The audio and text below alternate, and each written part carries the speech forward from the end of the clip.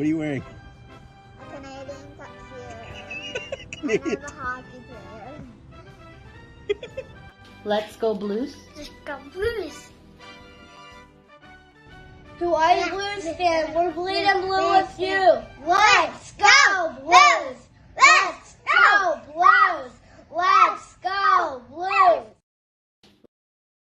Let's go Blues. Let's go Blues!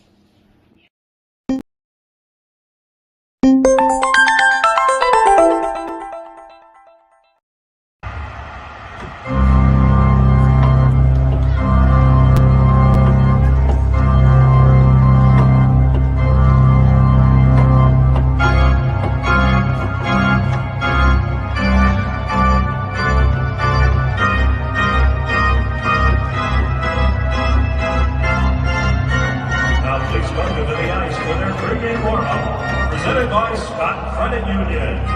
Your St. Louis BlueNote Fan Report. Welcome to the 2023 season of the BlueNote Fan Report. This is our 6th season. Hello, Ashley. Hey, Guy. How are you?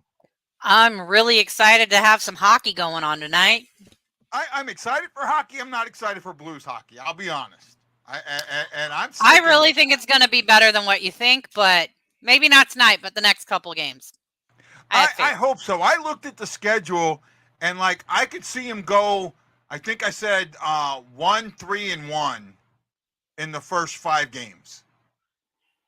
Right? I disagree. Could see, huh? I disagree, but well, we'll get into the. I sent you the stat pack a little late, but because I didn't know you were coming on. But we'll get into that. I mean, there's really no stats, obviously, since it's the first game of the season. But what we will look at is how these teams have done, how the players have done against each teams respectfully, and something in that really, really stuck out to me, right? And it's goaltending, right? Yeah. Dallas goaltending is extremely higher than we are. And we'll get into that. We'll get into that. I think, it's sample size too. Some of it's sample size. But we'll see. First, Chris Thompson says, once again, it's hockey season. Yes. Thank you, Chris. How are you doing, my friend? Joe Butler saying, let's go Blues. I think Joe, no, Joe wasn't one of the ones that put a thumb in the air yet. And Chris Thompson's telling Ashley, aloha. He is stoked. Jason Nichols is here. Wyatt say the game 6-9 when puck drop is 9:30. I don't know what you're looking at there. Maybe it's on the TV because they're doing the pregame. They're doing an hour pregame show. Yeah. I think on Valley. Actually, if they are, I'm not showing mine yet. Right? Maybe for the home opener they'll do an hour one. I'm only showing a half hour, but I think for the home opener Saturday they're doing an hour pregame. Normally they do an hour for the first game of the season. I've talked a lot about this. The preseason showed me one thing, and there was one thing that I took from the preseason that wasn't good. Now I want to know what you took from the preseason, if you took anything at all. Really, I didn't get to watch a whole lot of the preseason because, Nobody did. Kids. But I did like what I saw from Thomas and Kyrou. They're really gelling. I was nervous because, this is the first year of their big contracts, and they played pretty well. I'm on board with that. I do think that those two and Buchnevich are going to be a top line in the NHL. Now, the stats might not be there, and that might be because of some other things, but I still think that combination can definitely be a top line in the league. Absolutely. My concern is, and this goes all the way back to last season and after the season when they parted ways with Mike Van Ryan and Craig McTavish, they had an opportunity there to address what was really wrong with this team, and they didn't. We talked about it last night a little bit. Someone kind of chimed in and says, hey, I think you're wrong. I looked it up. The way that I can figure out is that Steve Ott is not the offensive coordinator of this team. He is not in charge of the offense. Berube is. Ott is special teams and mainly focuses on special teams. So my concern is that they didn't address. They picked at the scab. Let's pick at the scab, right? And in doing that, the infection that's underneath hasn't been taken care of, so it's going to bubble over. The scab's going to come back. It's going to come back. It's going to come back. It's not going to go away. And that's my concern, and that concern is the offense. I saw it during the preseason. Only in one game, and surprisingly, it was a game that Berube coached, did they really have that push it through, take it down, get the puck around, get a cycle going, and score. And that was in the first game of the preseason. But every other game that didn't. In fact, I think it was the first game against Chicago, they didn't get on a cycle until the third period. And this heavily concerns me. And I see your point, but I think that you're overvaluing the preseason. I'm not looking at score. I don't care about. I get that, but you have to remember that we had a lot of players that, in our first game aren't playing. They didn't make the team. Actually, in that very first game, the guys that the majority of the guys that played in that game are on the team now. That first game was a very heavy NHL-laden squad. That split squad, almost the majority, with the except they had the first, second, and third line on there, and 3 of the 6 defensemen. The first game that we won was on my birthday. Yeah. And I didn't feel like we had that many. They split it evenly because we had 2 games that day. No, I know. We had the 2 teams, but if I remember correctly, and I might be able to go back and look, but on the game in St. Louis, you had Thomas, Bushnevich, and Kyrou was your top line. The game in Wichita, Neighbors was on your top line with Torpachenko and Walker. No, Shin, Saad, and all, like, the veterans were on game 2. The young guys were on game 1. I hope not. I hope I'm wrong on that, because in game 2 they got their butts handed to them by an AHL by AHL guys, right? They split the team evenly, though. Bennington played in the first one. Hold on. You see, now you got me second guessing myself, Ashley. You know I love you for that, right? I know. Okay, here we go. Event summary. So here was our lineup. This was the game that we won 3-2. It was Sanford, Nathan Smith, Ryan Danzigel, Austin Pugnazzi, Patrick Carper, Milos Kilman, Peter Doubletor, Reese Vertelli. Wow, I don't even know. Yeah, you're absolutely right. Oh no, you're reading that's the wrong roster. That's the Coyotes roster. Yeah, you're right. Reading the... No, here we go. This was the Blues roster. Wow. Dumb. Give me gum. It was Varna, Thomas, Kyrou, Klonuk, Bortuzzo, Kapanen, Prunovich, Pekka, Pareko, McGinn, Lafayette, Bushninger, Sundqvist, Heim, who the Blues just cut, Bitten, Bushnevich, Burns, Amarov, Zerzinko, and Hoffer. I'd say that's over half of our starting lineup. No, that isn't. Okay, hold on. They split half and half. Let's go. Let's check. So you got Varnab, Thomas, Kyrou, Bortuzzo. Right? Is Bortuzzo starting today? I haven't seen that yet. But okay, even I know still, it's out there. we're counting forwards right now. Okay, so not counting defensemen, right? Mhm. Varnum, Thomas, Kyrou, Kapanen, Sundqvist, Buchnevich is 6. Okay, 6. That's 6. That's 6 of the forwards, and I count at least 3 defensemen. So Right. half of our starting roster. Right. The other So- half played in the second game. So let's see. Now let's go double check the second game. All right. I got it. I pulled it up here. So this is the game they lost. Oh, and they don't have any of the stats for that game because it was. Well, here's the box score, so maybe that shows something. Oh, here we go. Maybe I can. Oh, I can't read this at all. You should see this font so low. Okay. Torpachenko,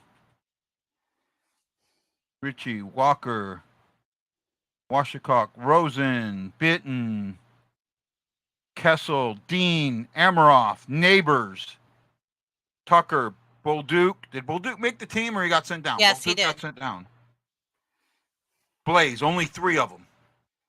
Only Shen, 3 of the- Saad, and all No, of they them didn't played play in that game. I'm looking. Actually, I'm looking at the roster for that game right here, right now. Shen, Saad, they did not play in that game. Subban and Ellis, they didn't play until the 3rd game. They played in the 3rd game against Columbus. I think it was Columbus, or was it Chicago? It might have been Chicago. Columbus.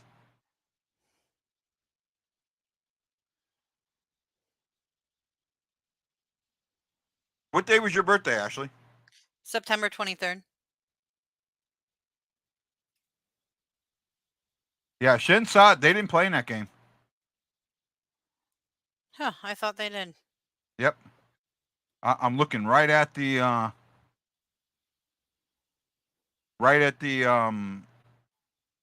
roster. Yeah, they're listed under scratches.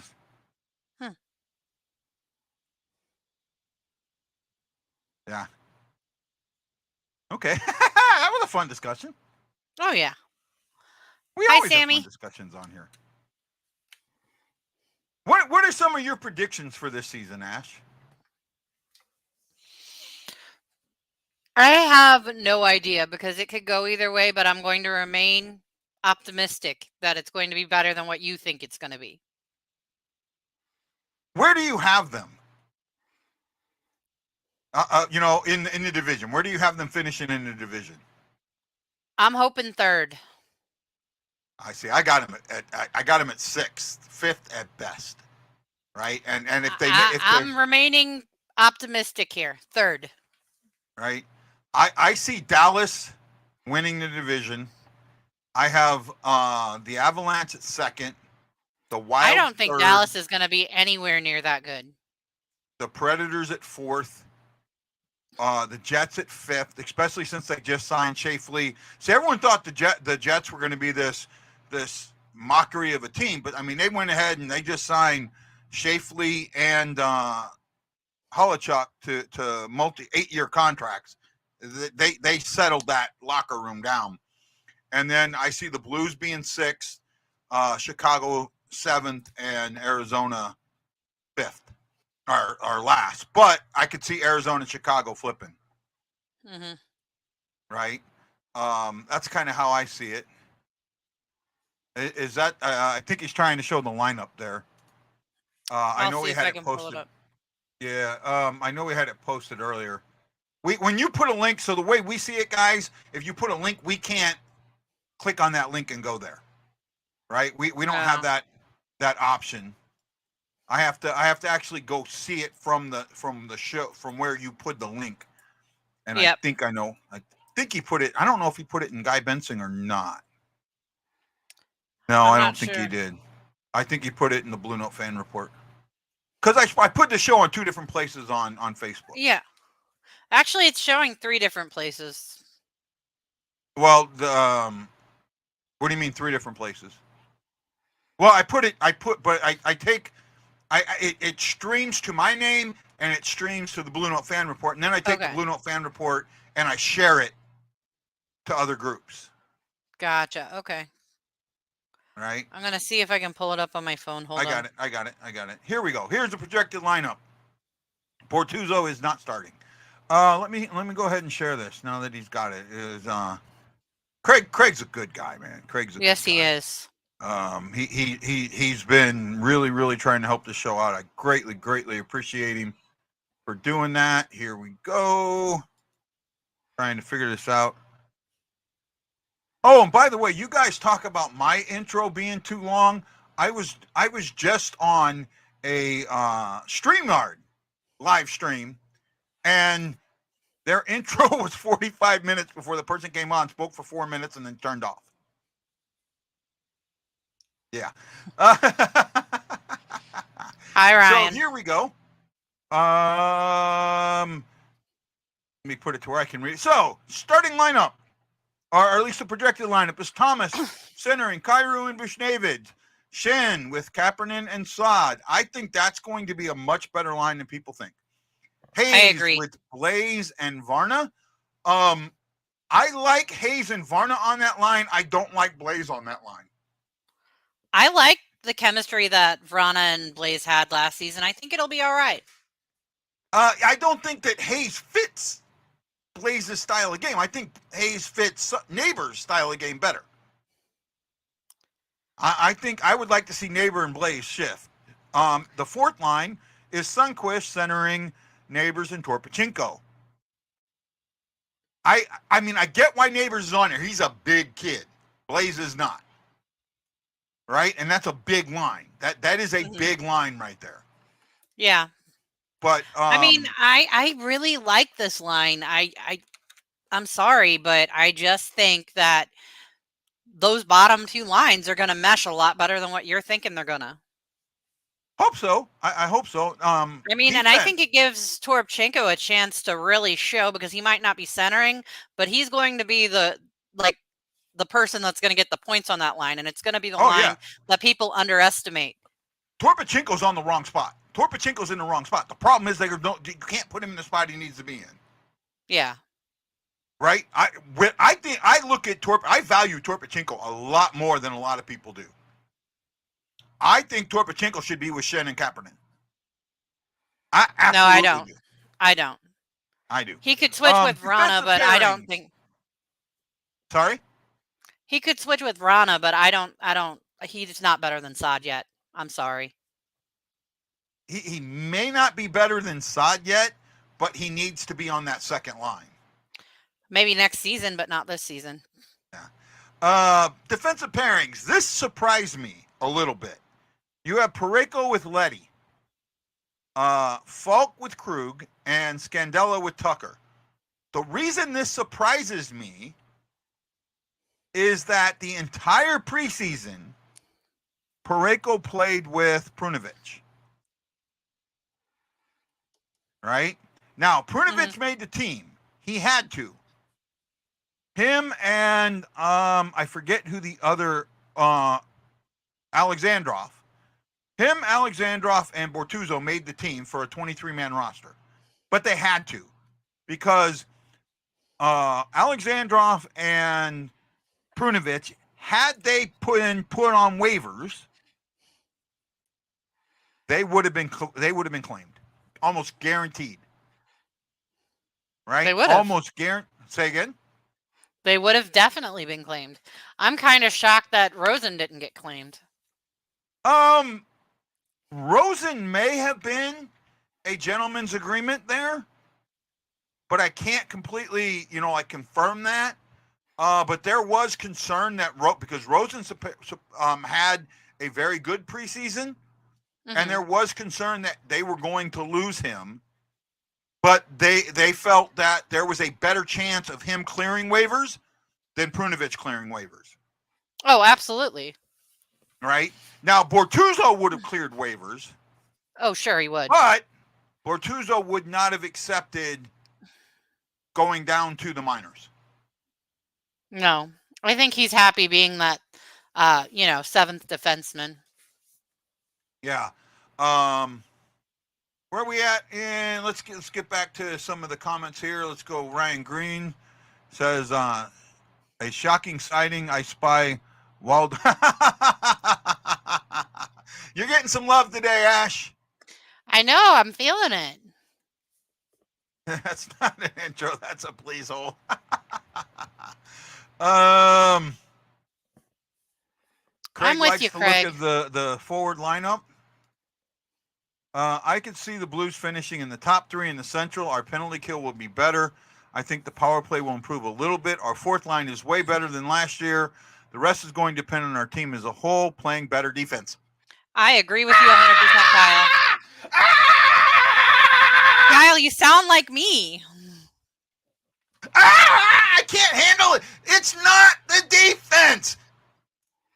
The team as a whole playing better defense. Yes, it is. The offense has to play defense. It is the offense holding the puck longer so you're not on defense. Which is playing the defense because as you say, sir, the best defense is a good offense.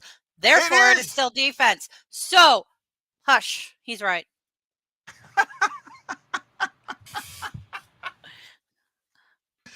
Oh, I have missed Ashley. I have absolutely missed Ashley and her telling me to hush. Somebody's got to do it. Oh my, are we having fun tonight? Was there anybody in the preseason that you saw that should be on the lineup that's not? I really thought that Bolduc had a good camp. I really thought that he was going to make the team. Bolduc had a good camp. Alexandrov had a better one, and Bolduc is exempt. Mm-hmm. Right? I mean, that's what it comes down to. I agree, but I don't know. I would have still picked a Bolduc over a Neighbors, honestly. I thought that Bolduc's camp earned him at least a few games up here before Neighbors. Neighbors, you got to waive now. Neighbors is no longer exempt. Right? Mm-hmm. My thing with Bolduc is size. Neighbors is on that line because of size. Neighbors is a big kid. Neighbors is a big kid. That is why he's on that line. Right? Let me pull back what I was looking for here. Here we go. Neighbors is 6 foot 201. Right? I think he plays big. He plays bigger than that. Right? Sundqvist is 6'3", 220, and then the other guy on there was Torpachenko, who is 6'6", 222.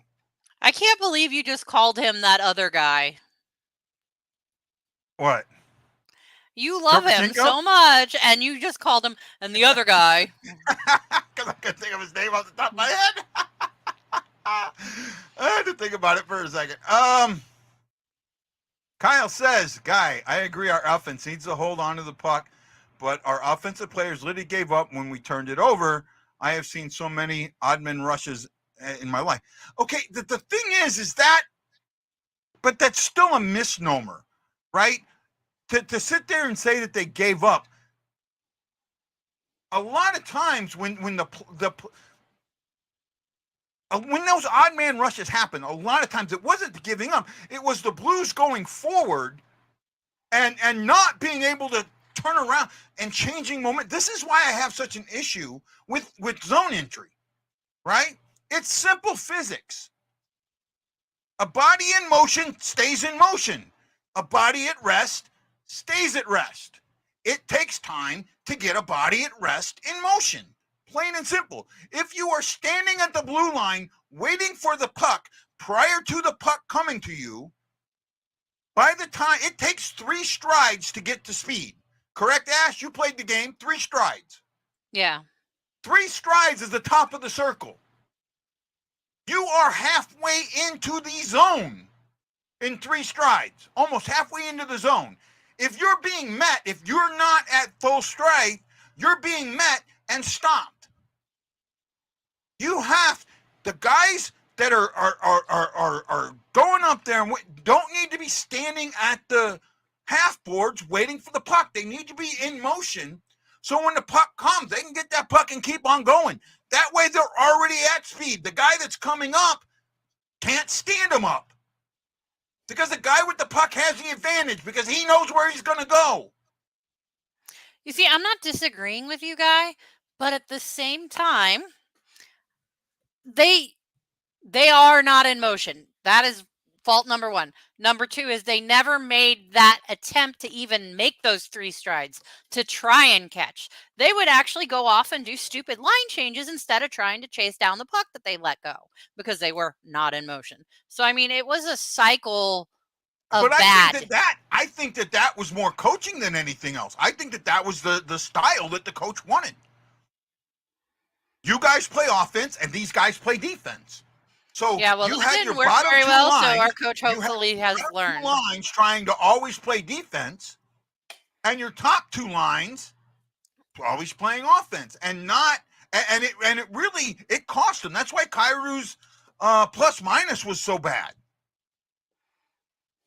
right? He was constantly just playing offense. I just want to see this team spend up until last year.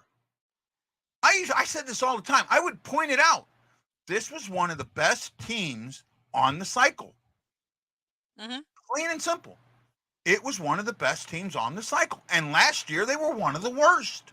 And really, the only subtraction was Perron. Right? It really, and that should not have affected it. That wasn't the only subtraction. That was the only subtraction on ice. There was a bigger subtraction that I think led to that. But these players should know how to cycle a puck still. Yes, they regardless should. of who's coaching. Right? It's basic hockey here. So it doesn't matter what the coach is saying on there. They're the ones on the ice. They're the ones that have to perform. And they did not perform. Well, how many times prior to last season did Kairu get in trouble for trying to take the puck all the way down and not stopping at the top of the circle and then losing the puck? How many times did Kairu come back to the bench and get yelled at for Berube for doing that? And that was the offense that they had last year, was stopping at the top of the circle. Yeah. He should have continued to not listen. He needs to continue to not listen. Yeah. They all do. If your coach is an idiot, play your own game.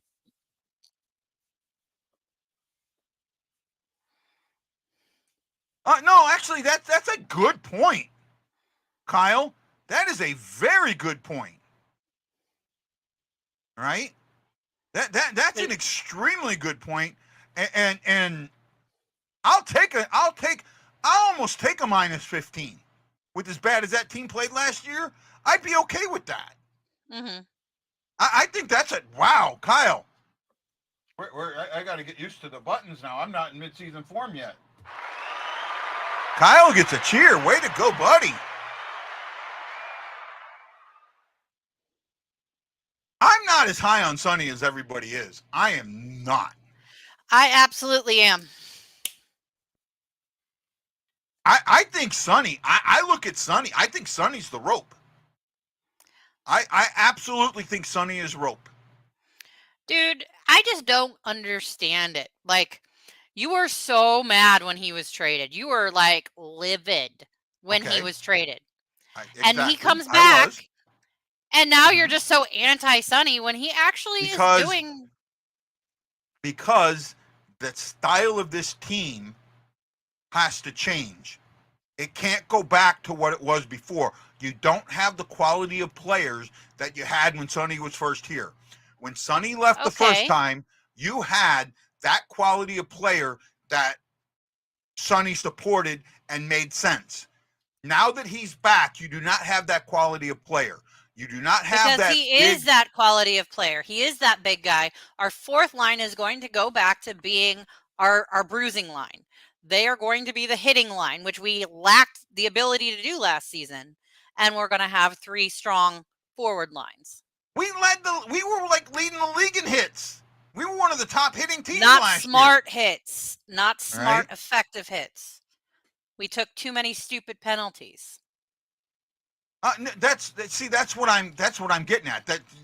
That's my point right there. That instead of us going to a more offensive, quick style, we're going back to that defensive style of hockey that I don't think wins anymore. Okay, it's not a defensive style of hockey. Everybody has the damage control line. Everybody's got it.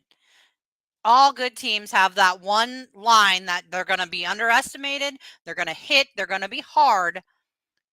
But our fourth line can actually probably score goals because we got Toropchenko on there. We got Sonny, who's been known to set up plays and put the puck in the net. Maybe not a whole lot, but 15 goals in a season at least. And then we've got Neighbors, who's up and coming, and he can put it in the net too. We're going to have scoring on all four lines. Okay, our fourth line's also just going to hit. I hope we have scoring on all four lines. I really, really do. I think we are. I think that you're really underestimating the strength of our forwards. I'm underestimating? You're underestimating the strength of our forwards. Our first three lines are going to score a lot. They're going to score. We're going to be fine if our defense, like as a team, like our offense keeps it in our zone when we're, cycling the puck and having offensive, pressure. Our defense cleans it up when it gets through. We will be fine. Okay. The thing is the one thing that I noticed during preseason, and again, preseason, what was a ton of one and dones, not getting on a cycle, taking too long to get to a cycle, not taking good shots, not being aggressive on the puck, or getting up to the circle and trying to find that pass when there's nobody with them. So the same offense that we saw last season is the same offense I saw in the preseason. That's my issue. I really just think that you're underestimating it. Hey, Wendy, what's up? Hey, Wendy.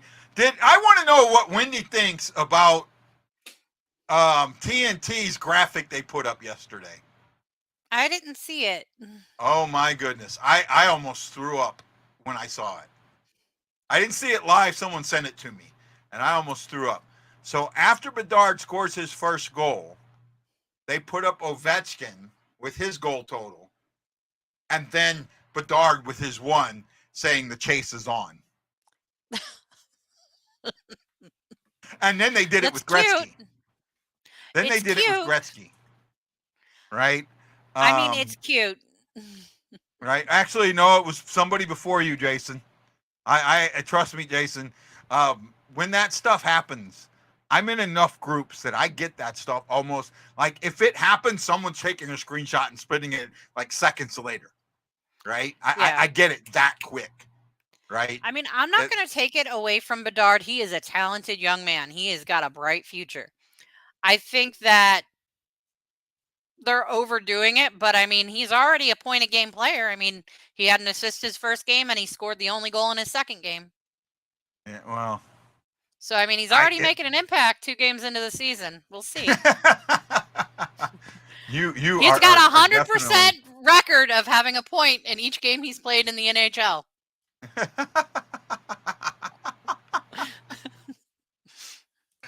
Oh my goodness, what fun we can have with stats. Well, let's look at how each of these teams have done against each other in recent history. We will kind of cover the players, not the team records.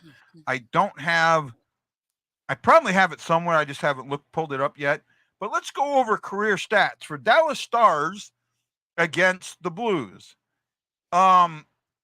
Of all the Dallas Stars, only one player is a point per game. Can you guess who that player is? Robertson? This is a point per game against the Blues in the games that they played against the Blues. Who did you say? Oh, Jason my goodness. You looked at the stat pack ahead of time. No, I didn't. But he is a Blues killer. Every time we play Dallas, I am cursing his name because he's so darn good and plays for the wrong team. He's played 7 games. He has 3 goals, 4 assists for 7 points. Right? Yes, he does. Who has the most points against the Blues? Ooh, that one I don't know. I Right? mean, I guess it would probably be the guy that used to be on the Sharks, but I can't remember his name. No, it is not him. He is close though. Hmm. You're talking about Pavelski. Yeah, that one. Pavelski has 28 points, and that is third. Okay. There is another player that should come right to mind, right? Jamie Benn? Ben. Ben has Oh. played 51 games against the Blues. He has 21 goals and 28 assists for 49 points. I was going to ask who had the most goals, but it's obviously Ben. Mhm. And he also has, but he doesn't have the most assists. Actually, no. Okay. I said that Pavelski was third. He's actually fourth. Okay. The guy in second would surprise a lot of people, and he's also the guy that's played the most games against St. Louis. I don't know their roster well enough to. Okay. He is a defenseman. I think he's a defenseman. Yes, he is a defenseman.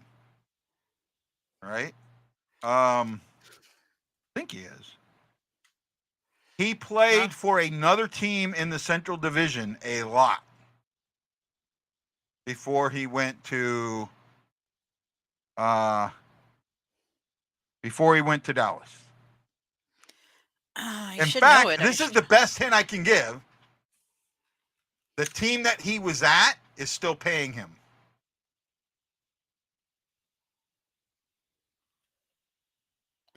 Oh, he played for Minnesota, didn't he?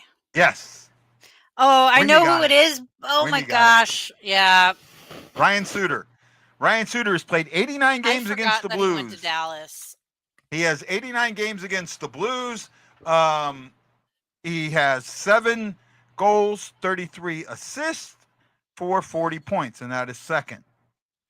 Third is Matt Duchene with 45 in points. Is 45 games with 20 assists, 12 goals for 32 points. Pavelski has 55 games against the Blues. That's just regular season. That surprises me that he has that many games against the Blues, considering he played for the Sharks for so long. It's because of the COVID season when we played them. Yeah. Well, that was only 8 games, though. Yeah, but normally he would only play 2 or 3. 3 in a season. 3 in a season. And he played 8. So. He's got a lot of seasons. Well, 20 seasons. That's 6 now. Okay. Yeah. That makes sense now a little bit now. Yeah. So goalies. There are 2 goalies, Ottinger and Wedgwood. This. God, I'm gonna read the stat line because I had a hard time believing it myself when I first saw it. Okay. Ottinger has played 3 games against the Blues. Started all 3 of them. He is 2-1-0. He has a 1.68 goals against average.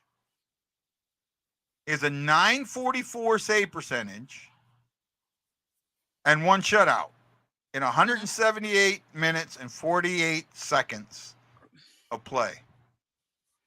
Yeah, that sounds about right. Wedgwood has started 3 games against the Blues. He is 3-0-0. He has a 1.67 goals against average. He has a 936 save percentage. He has given up 5 goals in 179 minutes and 27 seconds of play. I mean, they're as close to even as you can get. They sure are, but if you look, like, they are the 2 goalies this season, but they weren't like the only goalies that have played against the Blues in the last few years. Dallas had other goalies. Like, we beat them 1 game last season at the last minute in the last 2 minutes or whatever. Yeah. So I know we've beat them. It's just that those particular I think that was goalies, an Ottinger. I actually think that might have been an Ottinger game. I thought it was man, my brain is not working today. Hold on. Yeah, I can't remember their other goalie. It's like slipping me too. No.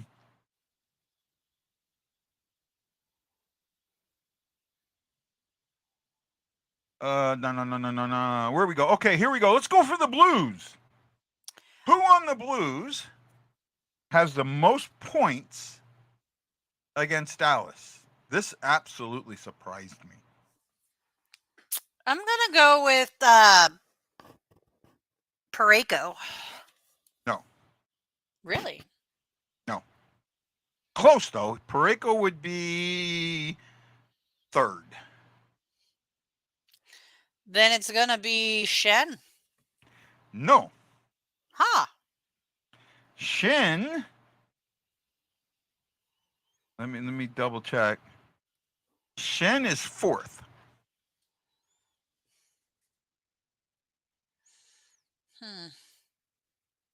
Yeah, this absolutely surprised me. Absolutely surprised me. Thomas? Nope. Thomas against Dallas only has 6 points in 11 games. All right, I'm at 3 strikes. I'm out. Go ahead. It's Saad.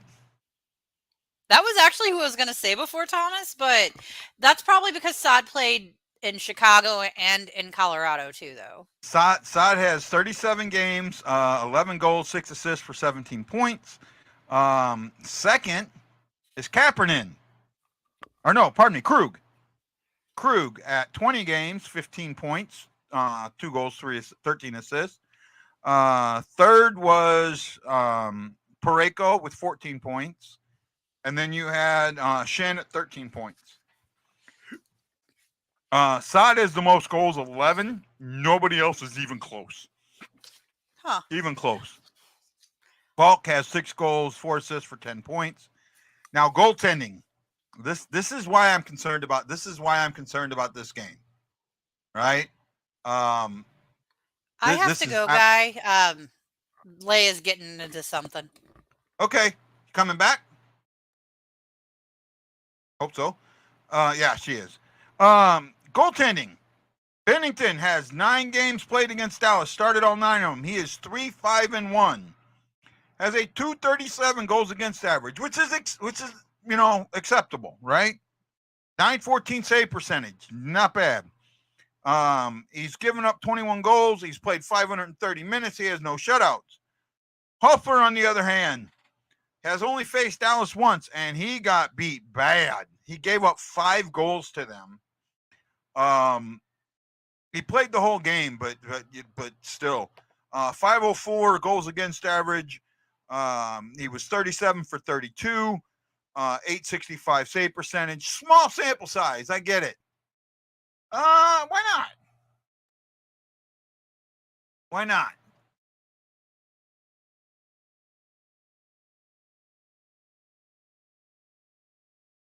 I see, and we can talk a little bit about this when Ash comes back. I want to talk to her a little bit more. I want to get her opinion on something. Messages, Windalicious.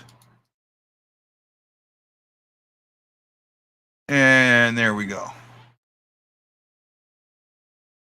Now, when I do, by the way, guys, when I do the when I do the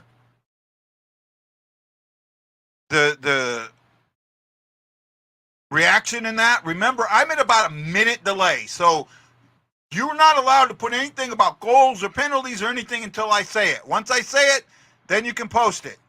But till I say it, it's off limits. All right? You got me?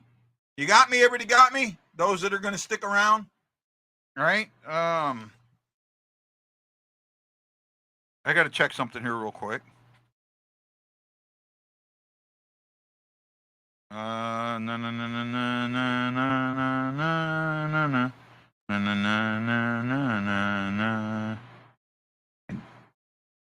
Gonna shoot him later.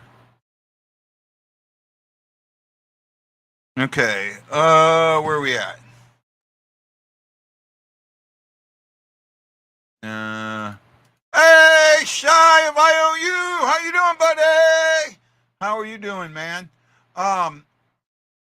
Got to remember, for this season, I have a goal of having 50 continuous viewers at one time. This isn't 50 views. This is what, during the show, seeing 50 up in front of there, right? Yesterday's show did really well, surprisingly. I think I had like 112 views, 113 views, something like that. Can't remember the exact number, but it was surprising. On Guy Bensing, it was up there. So on YouTube, or on the YouTube, on Facebook, I put it on directly two ways. Guy Bensing, which is my page, my personal Facebook page, and then the BlueNote Fan Report, right? I put it on there. On Guy Bensing, I want to say yesterday, we had, I remember seeing it was like 130 views, something like that. See if I can pull that up now. See if it'll show it.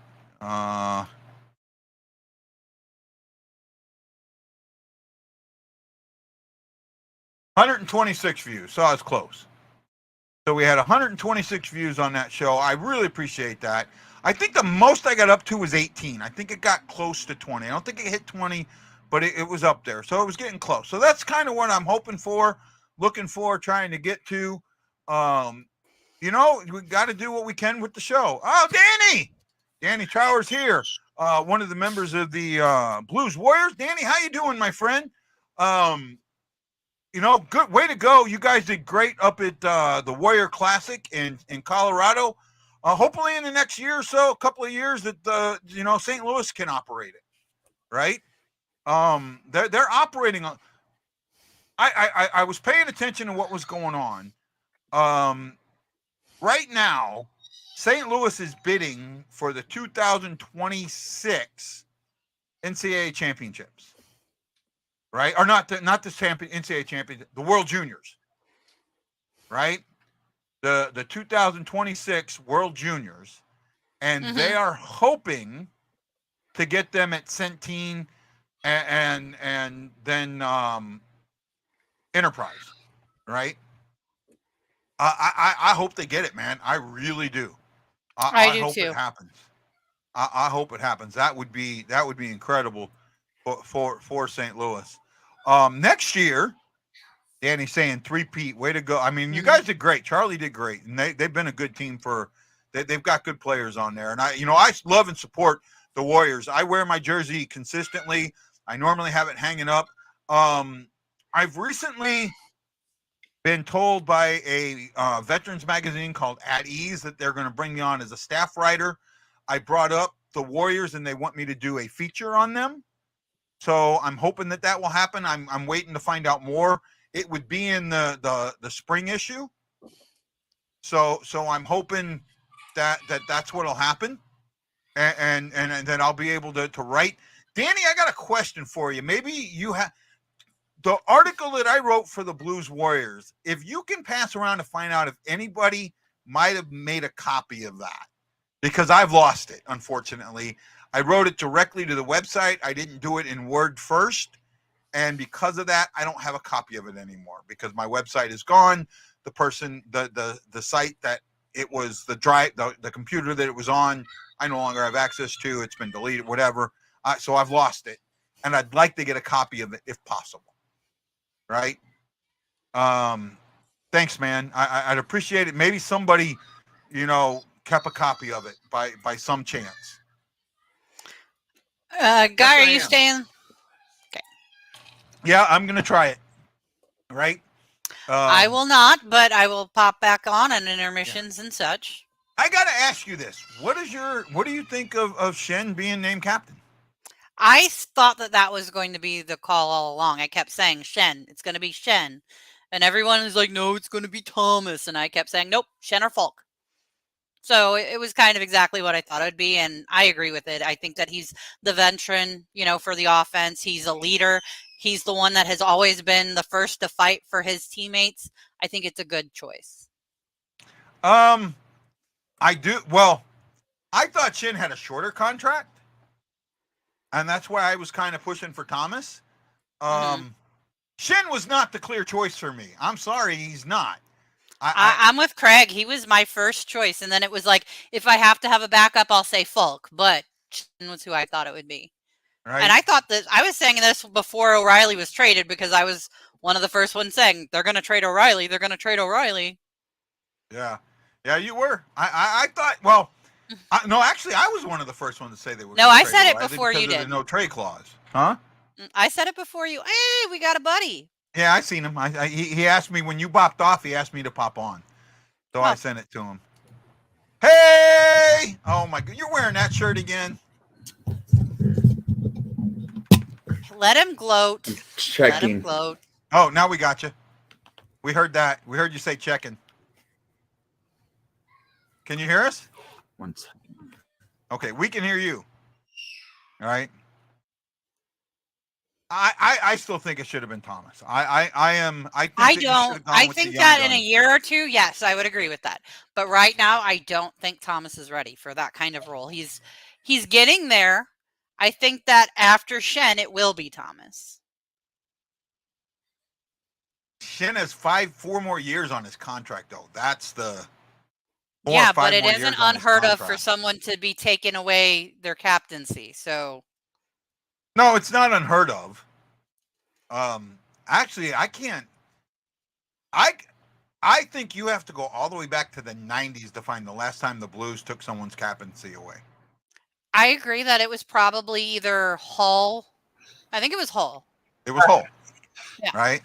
But that was the last time that I think the Blues had a captain have his captaincy taken away in season. Yeah. Well, I mean, it all depends. Shen gets injured a lot.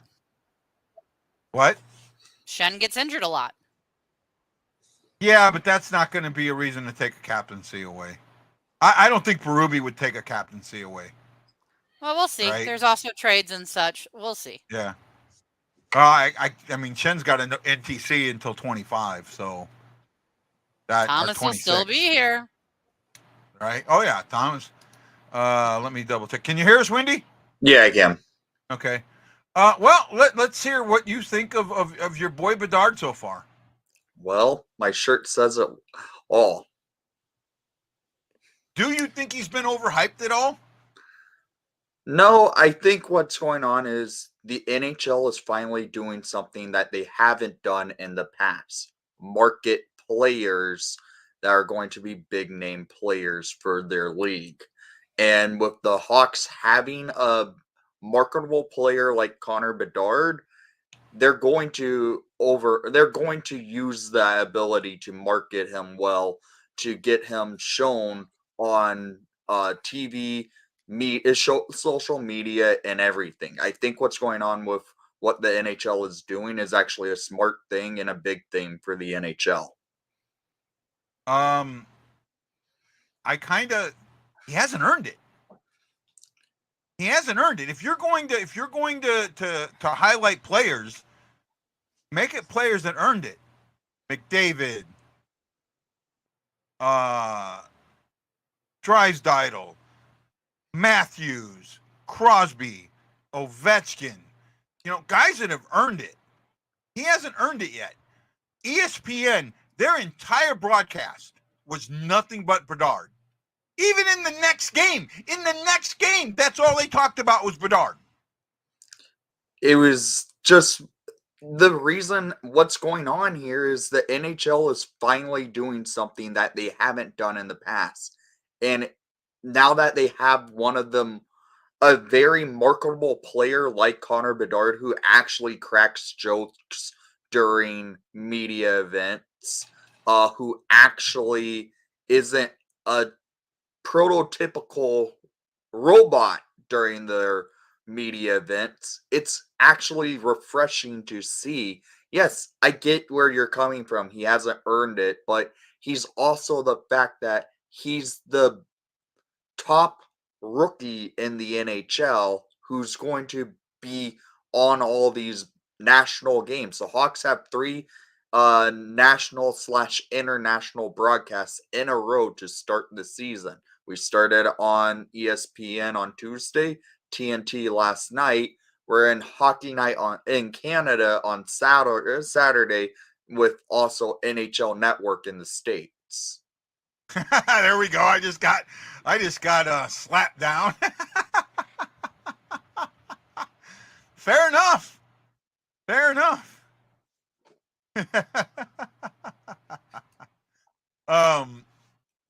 It was an interesting start to the season. I'm surprised that they played Pittsburgh as well as they did. I really am.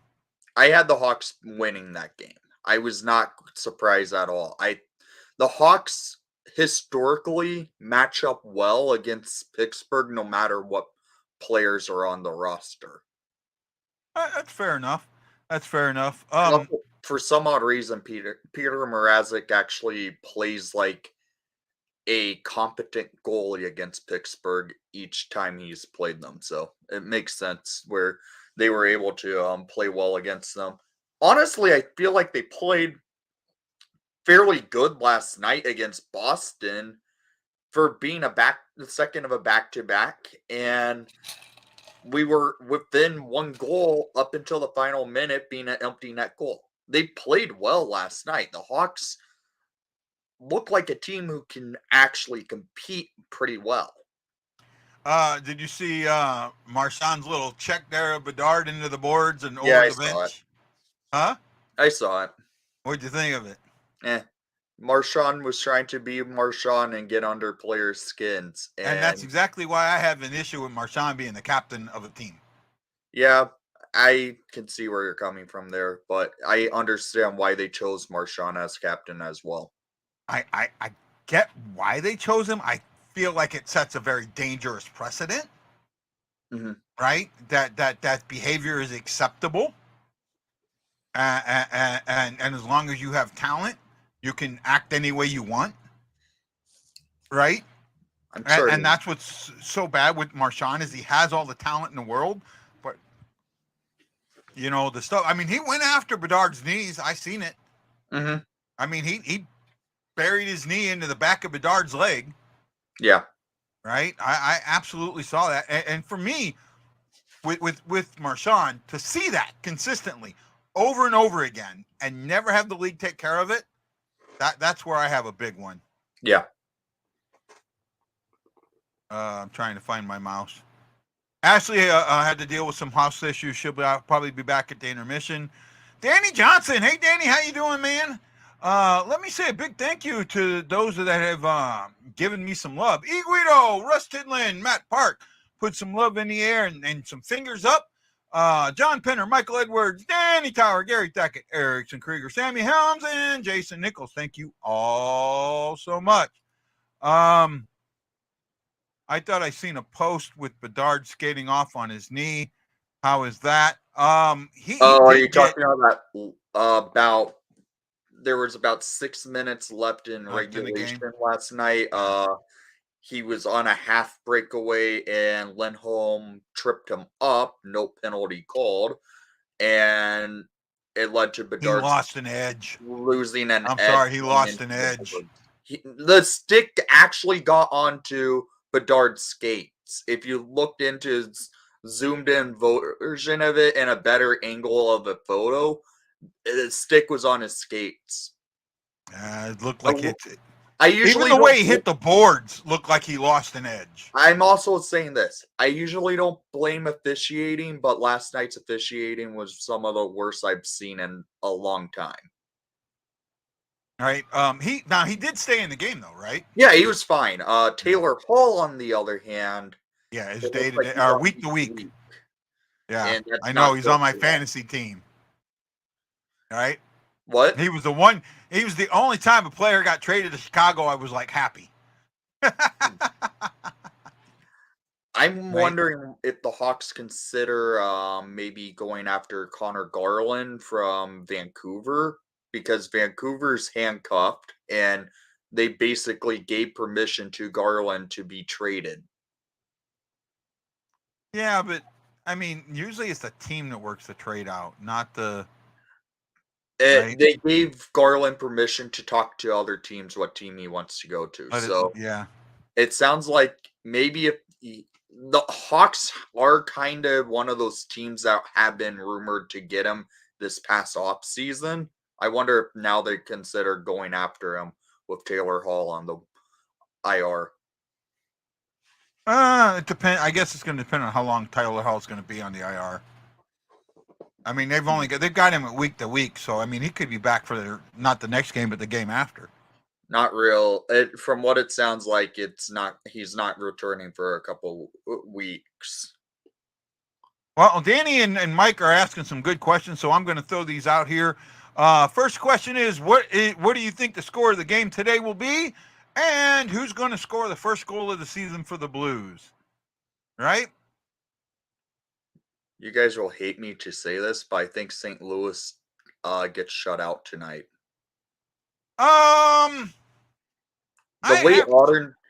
The reason why I'm saying it, Ottinger is just one of the top goalies in the league, and he had a great preseason. He did, and he has a 168 goals against. He's 2-1-0 against the Blues. He's had one shutout. There is a possibility the Blues get shut out today. I'm not going to argue that. However, I don't completely see it. I wish we weren't starting in Dallas. I get it. I know it's supposed to be every other year, home and away, home and away. It hasn't been for the Hawks for 6 years. Right. The Hawks have started on the road for the last 6 years. Michael Edwards says that Shen, first goal scorer, Blaze or Sonny, get me a goal. I'm not sure if I can go. Like I'm there. I think the first goal is going to be someone, because it's almost always never who you expect, right? Mm-hmm. Matt Lowe says Ottinger going to get lit up like a Christmas tree. Danny Johnson is going with Jake Neighbors. See, I like the Neighbors pick. I like the Falk pick. I like that one. I think I'm going to go out on a limb here and say Tyler Tucker. Okay. A third pairing defenseman. That is honestly a shocking one. I've never even heard of the guy. Oh, no, he's been around a while. Okay. Right? He played last year. Right? Got Jamie Rivers getting his finally getting some, this isn't the first time. This is the first time he's been the full-time guy. Going Thomas for the first goal. Had 5 in the Did he have 5? I don't think he had 5. He might have. Kyrou is the guy that's got to step it up for me. Kyrou, and he scored 30-something goals last year. But he's got to be the guy this year that really takes the offense. The offense has to flow through him, in my estimation. And if it does, this is going to be a very, very good, better season than I expected. Mm-hmm. If it doesn't, we're in trouble. Oh, thank you, Matt Lowe. I did not know that. I appreciate that. I know a lot of people are on board with Shen being named the captain. I don't mind it. I just think it wasn't the slam dunk that everybody thinks it was. Right? I really do think that Thomas should have been the guy. In fact, when I was going through, who was going to be the captain, I got 3 of the 4 guys that ended up with letters. Right? Okay. And if you would have asked me who's getting letters, the 4th guy I would have put in there. Okay. Right? Like when I handicapped this, I had Thomas, Shen, Falk, 1, 2, 3.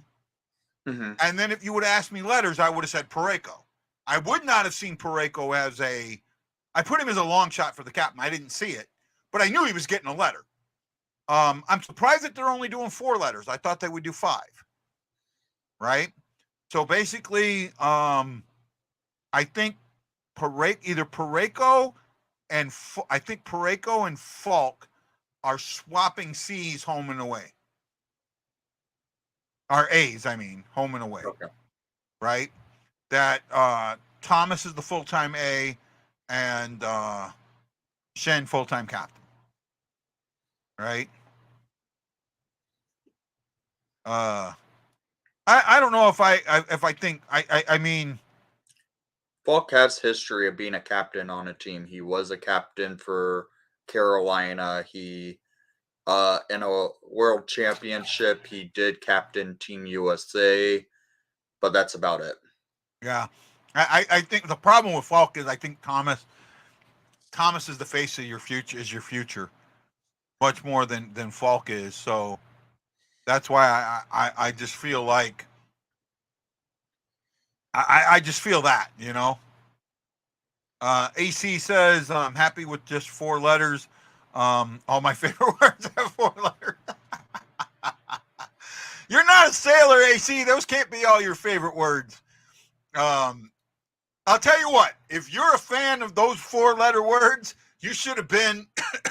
You should have been at my decommissioning parties that we had, because every other word was a 4-letter word. In fact, there were probably sentences that's all the words that were in it were 4-letter words. Yeah, trust me. If Thomas shoots more, imagine how deadly his precision passing is going to be this year. Probably 30 goals. I think he's gonna have a huge. I want him to have a huge year. I want him to. We need 200-point guys in order for the Blues to make the playoffs. And if you think they're going to make the playoffs, they're going to need 2 100-point guys. Where do you have St. Louis finishing in the Central this year? 6th. Okay. Dallas. I have them at 7th. I have Dallas. Dallas, Colorado, Minnesota, Nashville, Winnipeg, St. Louis, Chicago, Arizona. But I could see Chicago and Arizona flipping. Yeah, I have St. Louis at 7th, but I'm saying this.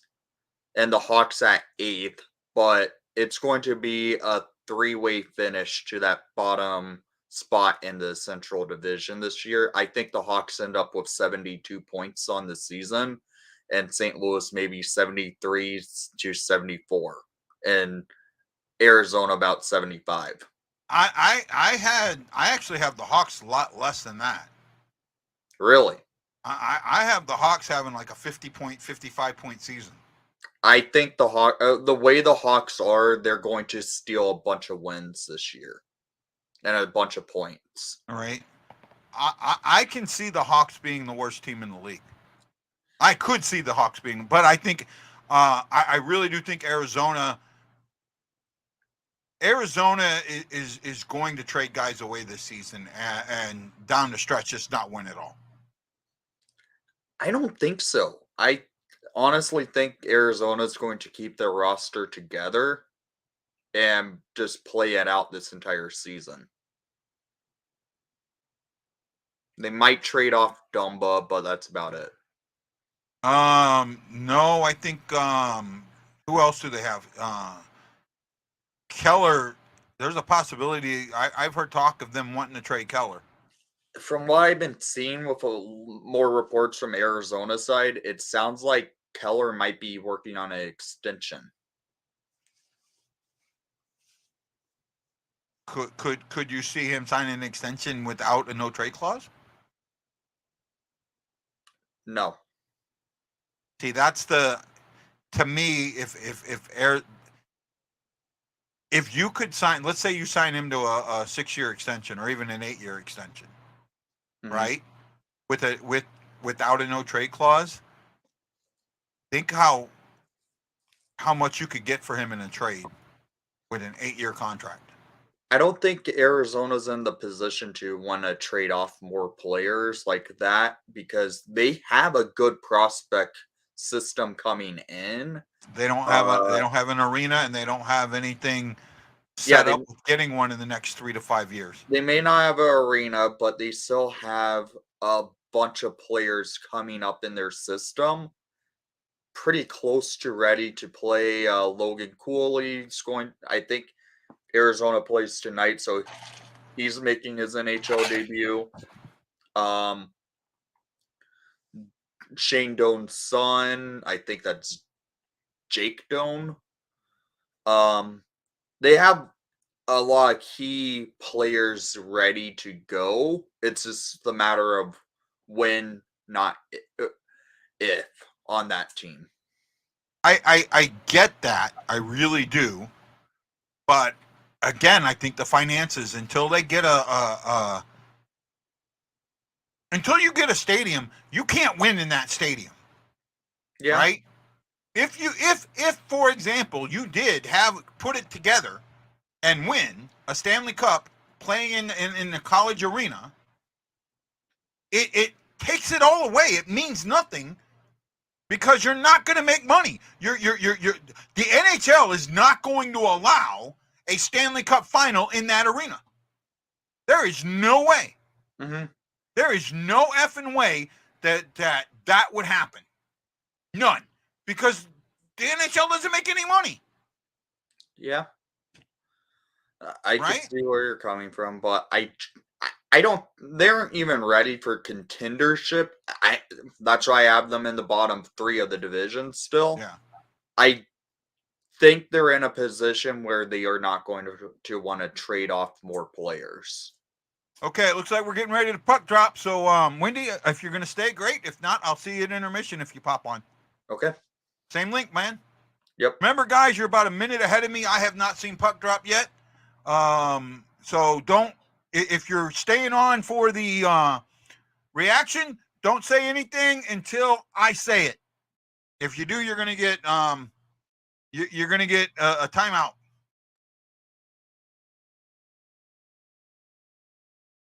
So it looks like it is puck drop on the 2023 season against the Dallas Stars in Dallas. Dallas wins the faceoff and clears the puck down into the blue zone.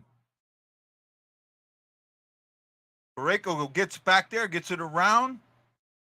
Stars kind of have the puck in front. Nope, there. Blues got it back. Oh, Parayko loses it.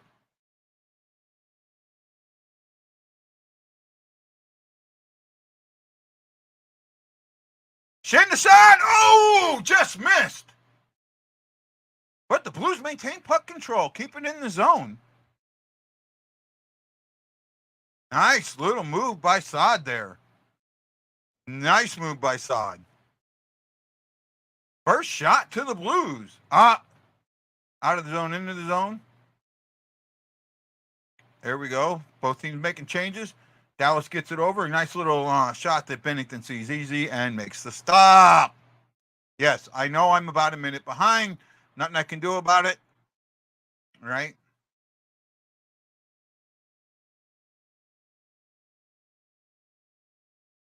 Nice move. Just missed. He just missed. He hit the post.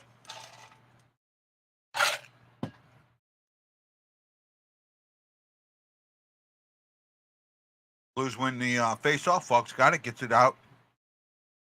Blues get it through the zone. And there's Buchnevich standing at the blue line and loses the puck. That is my biggest concern about this offense, is that standing at the blue line.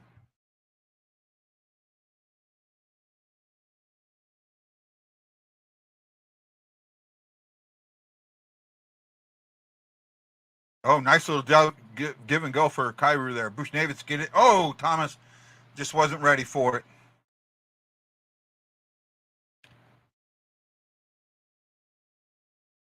And there's Kyrou standing at the damn blue line. You got to stop standing at the blue line. Be moving.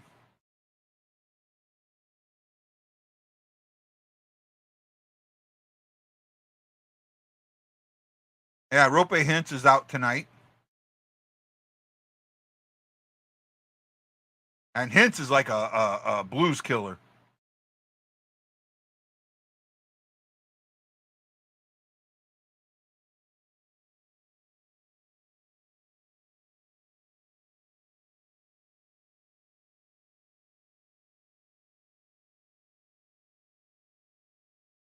I'd say through the first 2 minutes, play is even.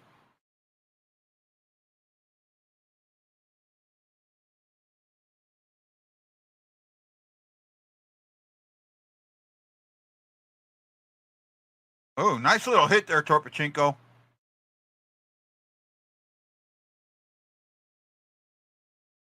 Tucker, way to go.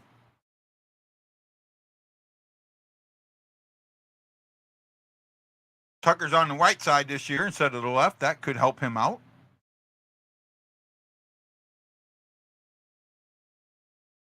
Dallas gets the puck out of the zone, cross ice pass. Then enters it in, does a little spinorama, keeps the Blues on their toes. Has to get a nice shot, and the Blues clear the zone. Only Dallas is going to bring it right back in. Wholesale line change.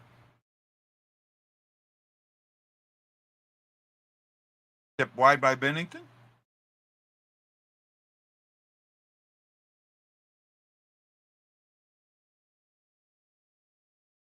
Neighbors help gets it out, but Dallas has it right back. Oh, Dallas just missed. Just missed. Bennington was lucky there. And Bennington makes a stop and gets a glove on it. Na-na-na.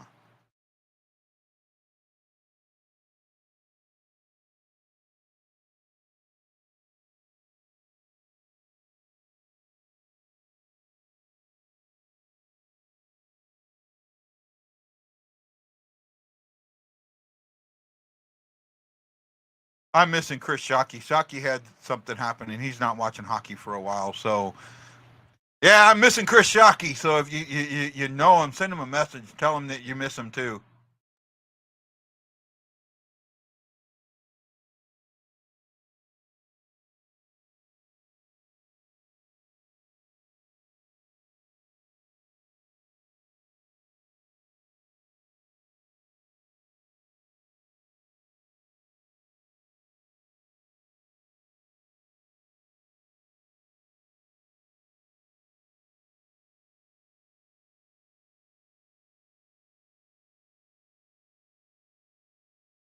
Oh, there we go. There we go. There we go. There we go. There we go. Breakaway.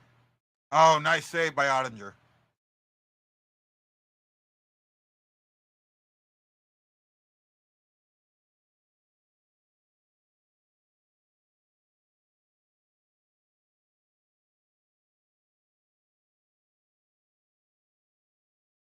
So 2 shots for Dallas, 1 shot for St. Louis.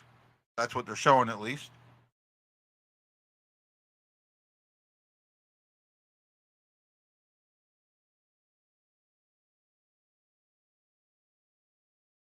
Oh, Robinson with a nice little shot there. Actually, I don't think it was Suter with the shot. Blues get the puck. Got numbers. Thomas throws it in, gets it around to Bushnevich.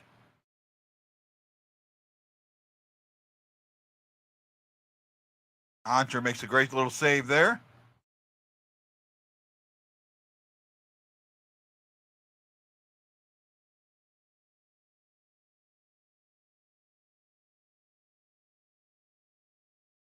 That was offsides. Shots are 5-1 in favor of Dallas. Wow, must be this is a Dallas scorekeeper, that's for sure.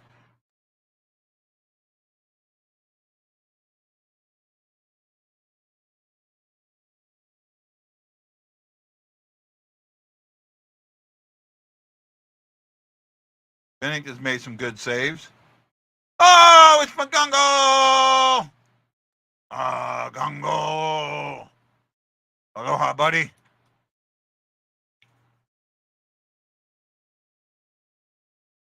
No, no, no, no, no, no, no, no, no, no.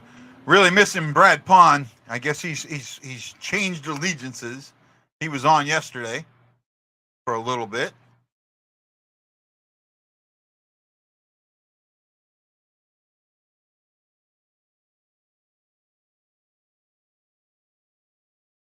Come on, come on. We are 14-12 to go in the first. St. Louis has the puck, and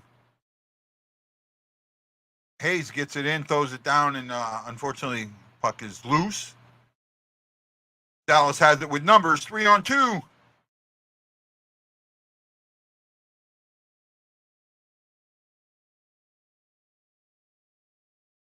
Ben just missed a great shooting attempt.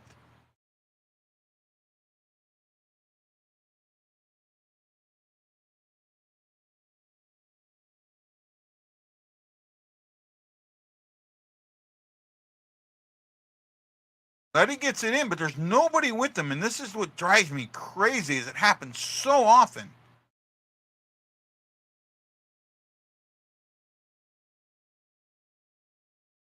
Nice save by Bennington there.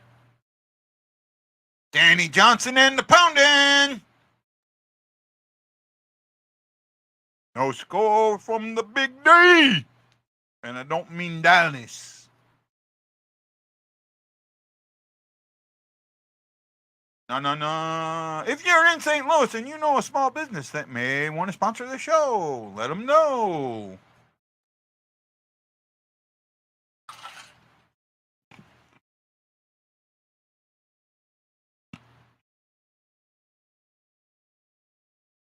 That is one thing that I would like to do when I move back to St. Louis is get small businesses and shoot a little commercial for them.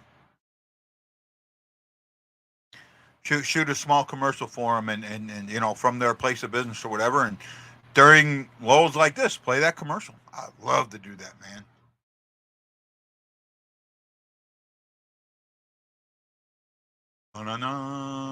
No.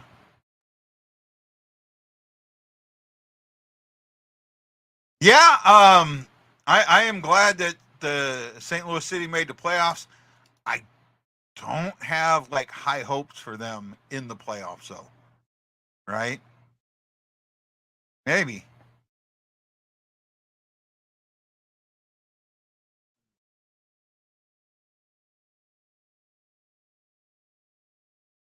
I think for them, the win was making the play. The win was winning the West. Okay, they're a win. It doesn't. Everything else is gravy.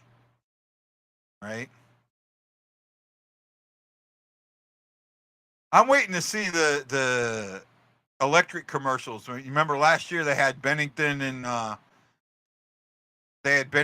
O'Reilly, and obviously O'Reilly's no longer here. And then they had Pareko there. They could probably still use that one, but let's see. I'd love to see it.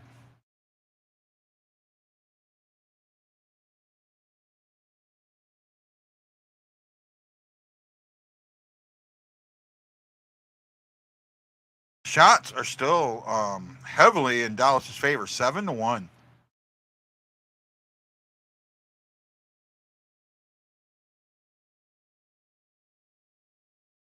St. Louis is 2 for 4 in the two of 6, 2 and 4 in the faceoff dot. Not good, and that's been an issue all year. Was last year, especially after O'Reilly left. Oh, that was a bad pass.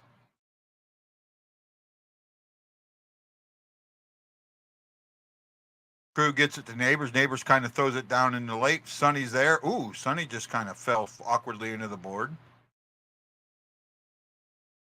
Oh, no penalty called. I thought Neighbors was going to get a interference hold there, but he didn't. Bad passing already, man. Oh, wide open shot. Kyrou just missed.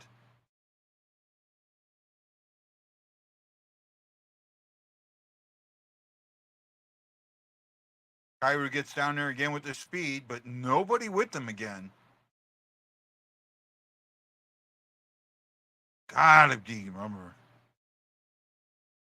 This is the Blues' 56th NHL season. They are 29, 17, 6, and 3 all-time in season opening games. 6th in the NHL with a .609 point percentage. Oh! Wow! It got through Bennington, and he just made a hell of a save. Wow, that should have gone in. Way to go, Bennington.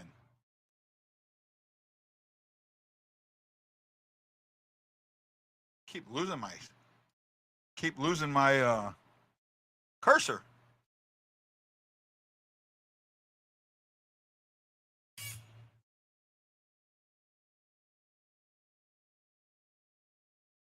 Ah, there it is. Now it's offsides.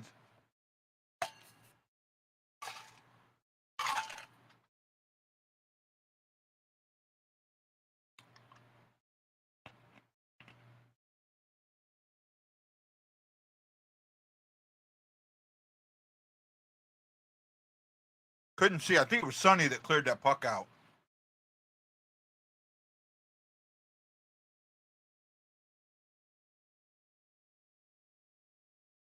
Shots are now, I think it's 8-3.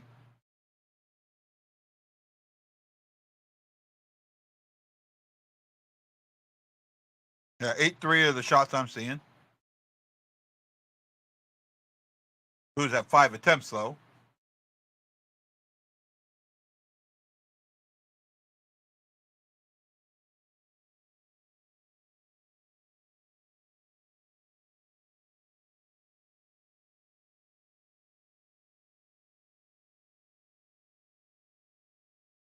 Verona kind of misses one and gets it, but it goes on net.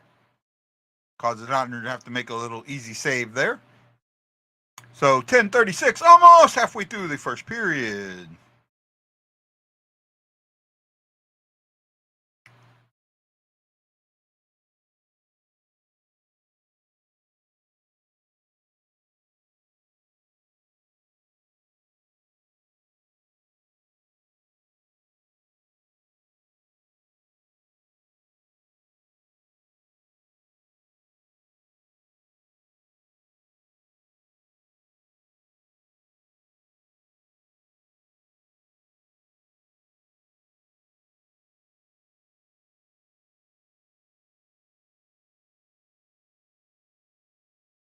I feel just like yesterday.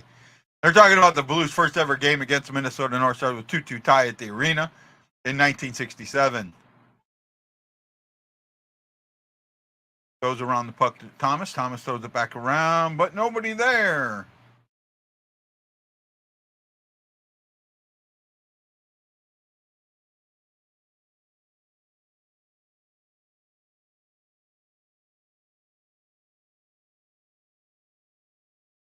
Blues, that's almost their first penalty would have been too many men. Wouldn't that just be perfect to have the Blues' first penalty season be too many men on the ice? It would, I mean, that would have set it up. Hey, talk! Talk, guys!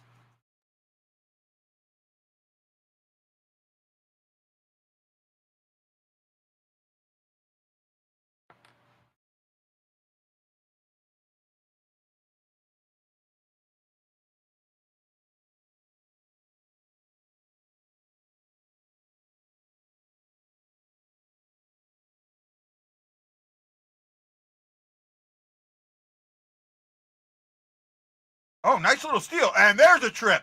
That's going to get called. Blues are on the power play.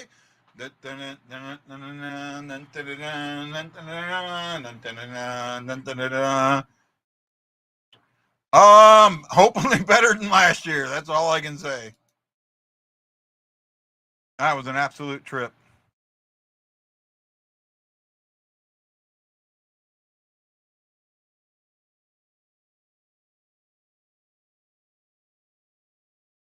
Dun-dun-dun.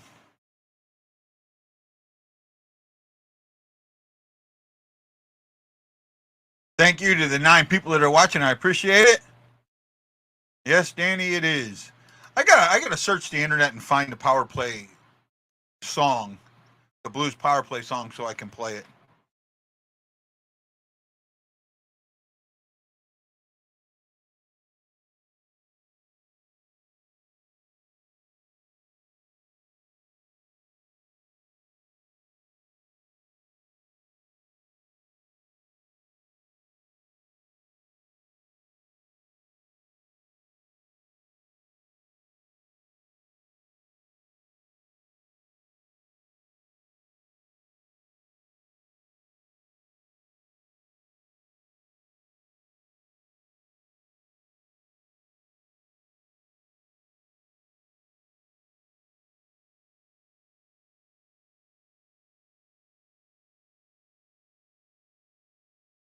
Oh, I'm not getting to watch the commercials now. Figures. Problem is the TV I just bought doesn't have ESPN Plus on it, so I'm stuck with that. I got to figure out a way. How far ahead are you, Craig? Are you about a minute ahead?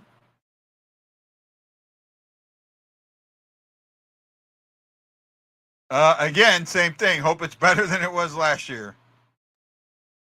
Oh, they changed shots. They dropped it down to 9-2, 10-2. Wow.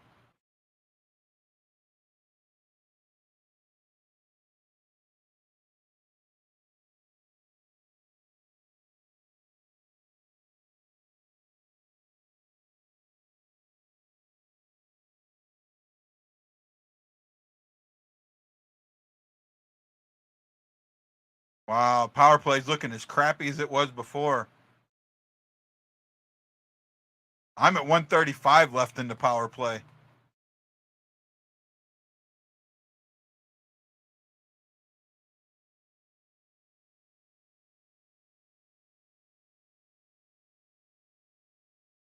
Wow.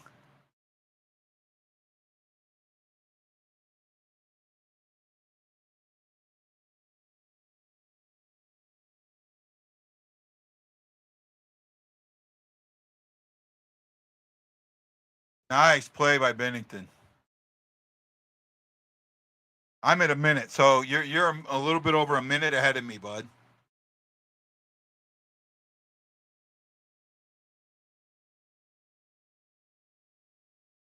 They got no shots on that power play, looks like.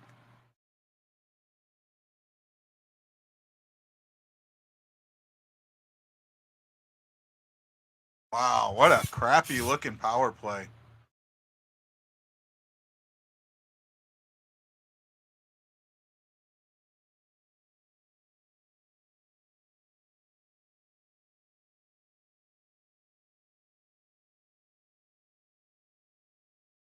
Finally, they get control of it in the Dallas zone. And a one and done. That's the end of the power play. Wow, I am like way behind.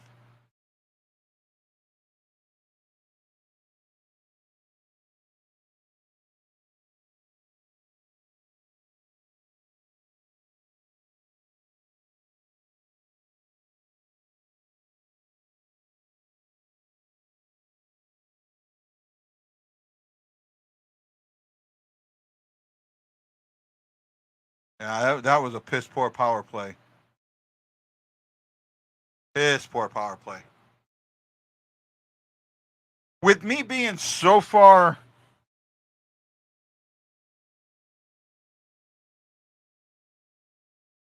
with me being so far behind, I may take a break on the second period.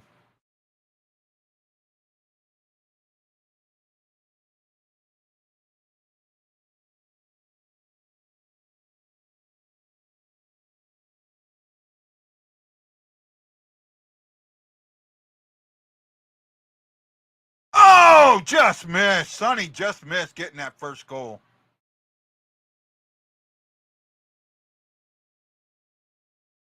Sonny with a bad pass out in front, nobody there.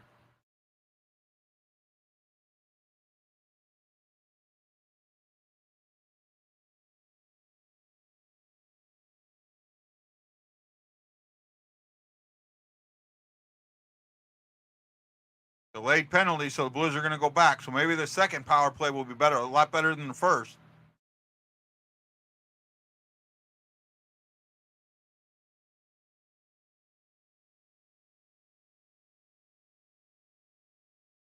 Another American power play.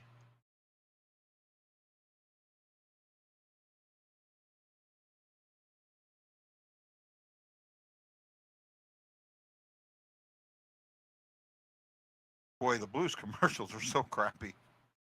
Robinson gets that for hooking. Take the big guy off the.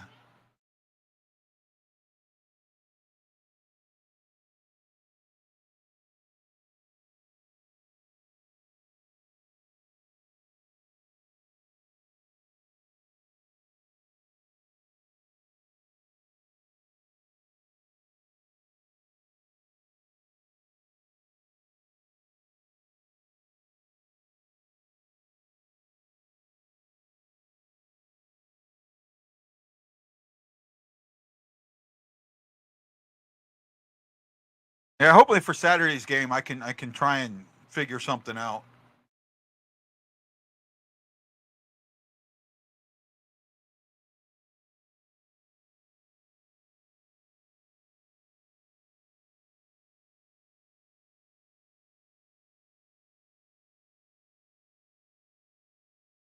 I haven't even. I'm still in commercial with Brown and Brown from Attorneys at Law. Over 500 Google 5-star reviews.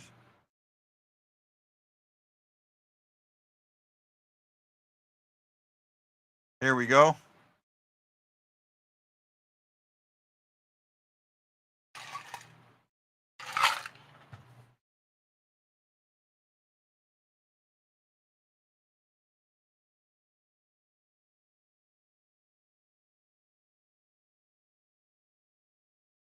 Here we go. Blues on the power play.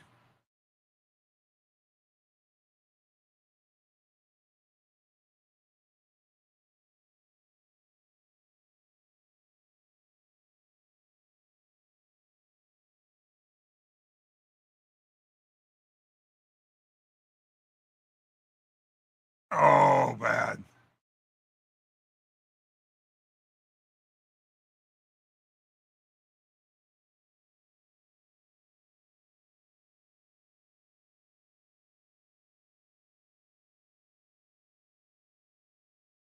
Wow, this power play looks as bad as the first one.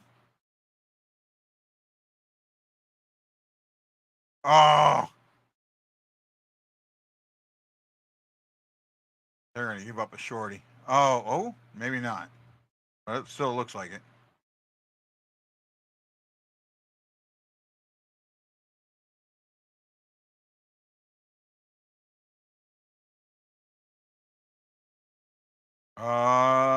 They're going to give up a shorty. I can feel it. Give up a shorty, they're going to create a penalty. They're going to commit another penalty, go 4-4.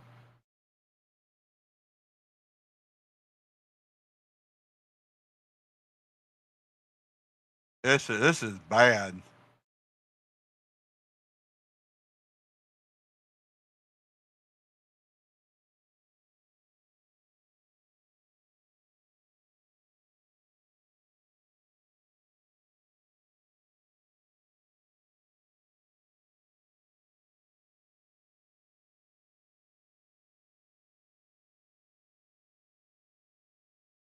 Wow, what a bad power play.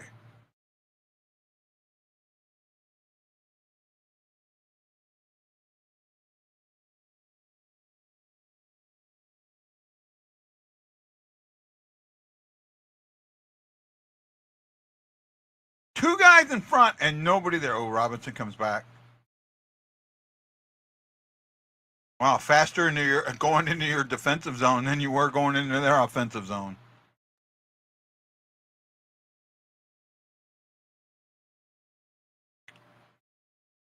Blaze got it low, but gives it up. Oh, no.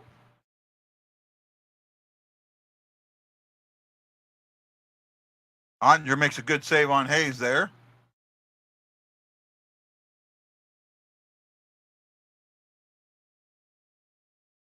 Yeah, they did. They all look like a deer in the headlight.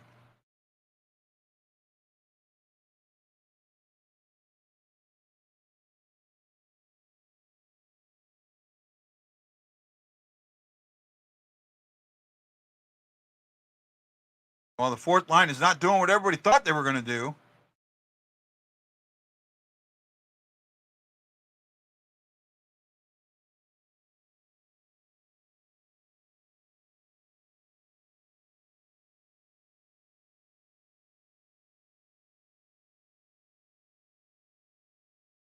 They need to just grab the hold of the puck in the air and says, nope, no more of this shit. And see, there's Ben talking smack, right?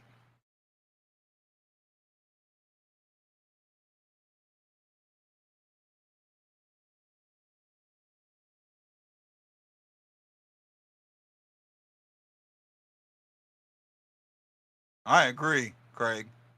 I'm kind of with you on that one.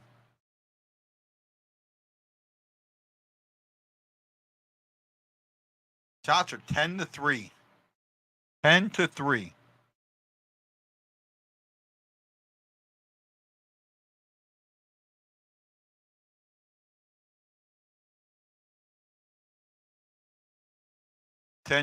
Does that sound familiar?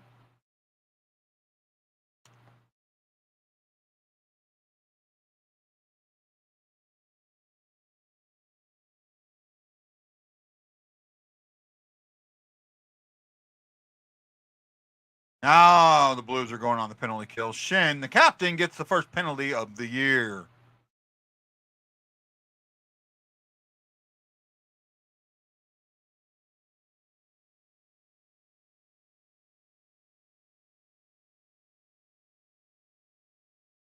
Tripping call.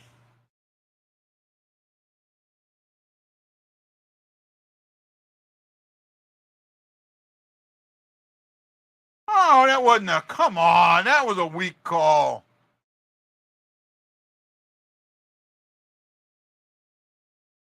.214 left with 2 minutes on the power play. Maximum of 2 minutes. Barring another penalty or a score.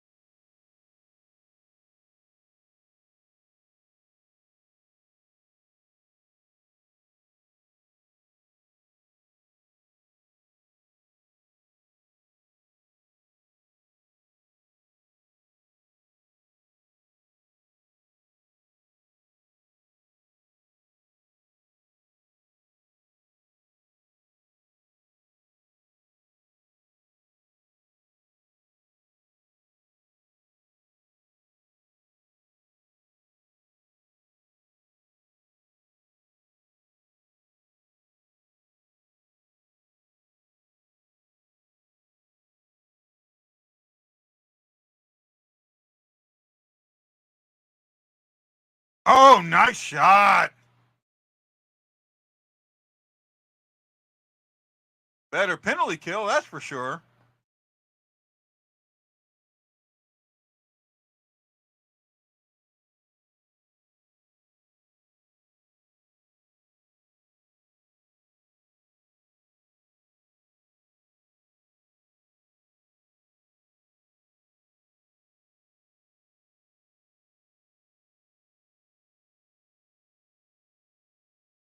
Well, minute to go in Dallas's penalty, or Blues penalty.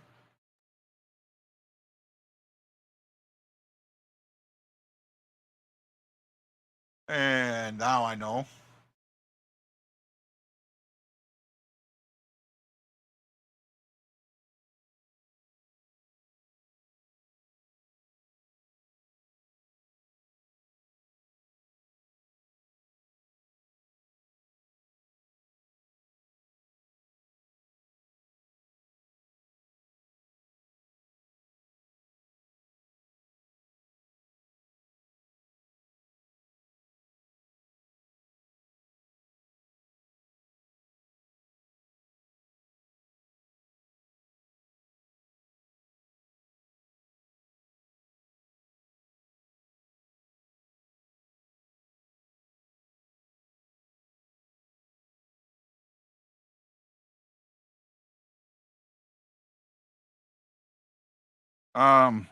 I'm hearing it.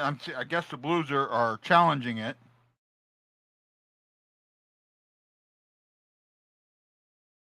But I think the challenge was not accepted.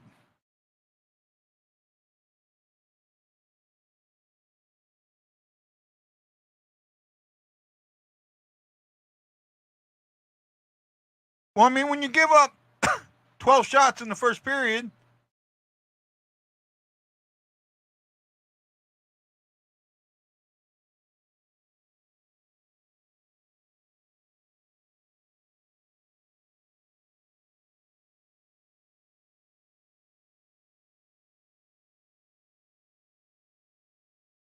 but remember, if he is considered offsides, they go back on the power play.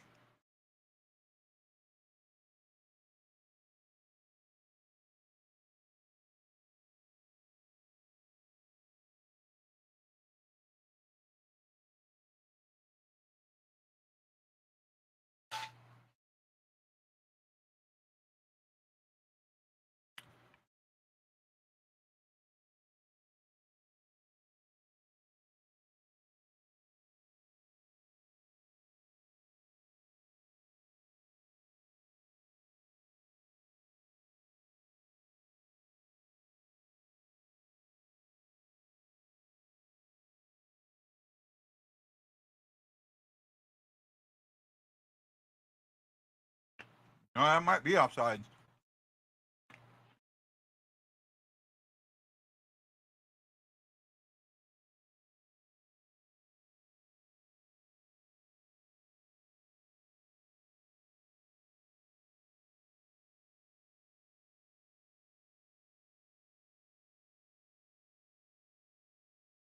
Oh, yeah, he's offsides. So the Blues go back on the power play, or the penalty kill.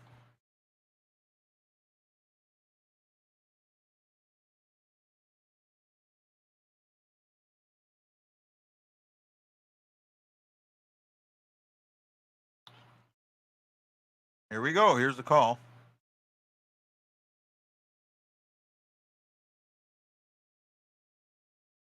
No goal.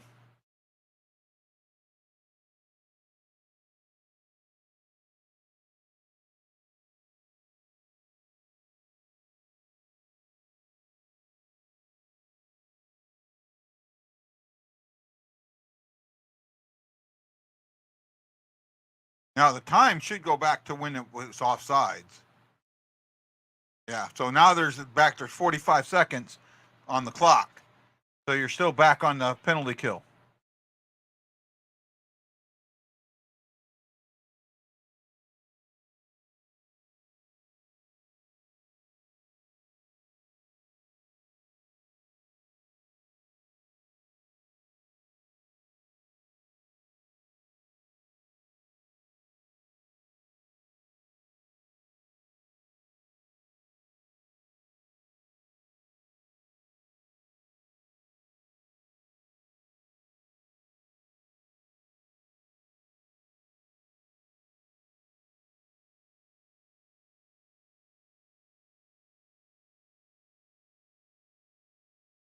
Trying to get the clock set right.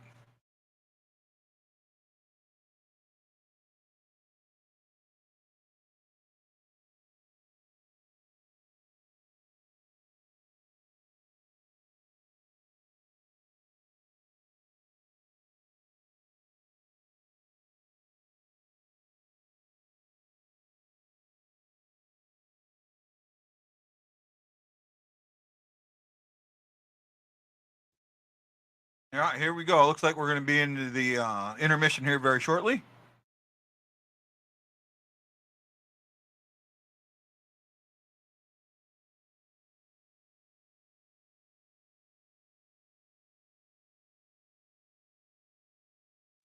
Andre makes a great save on Thomas there. He should have passed that, though.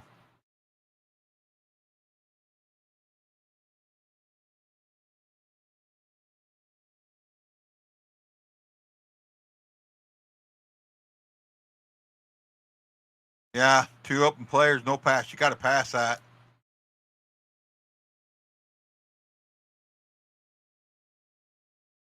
Well, it's nothing at the end of the first after an offsides play is called and challenged. My numbers are jumping up. Got 12. Oh, 12 more people liking me. Ashley and Craig, thank you.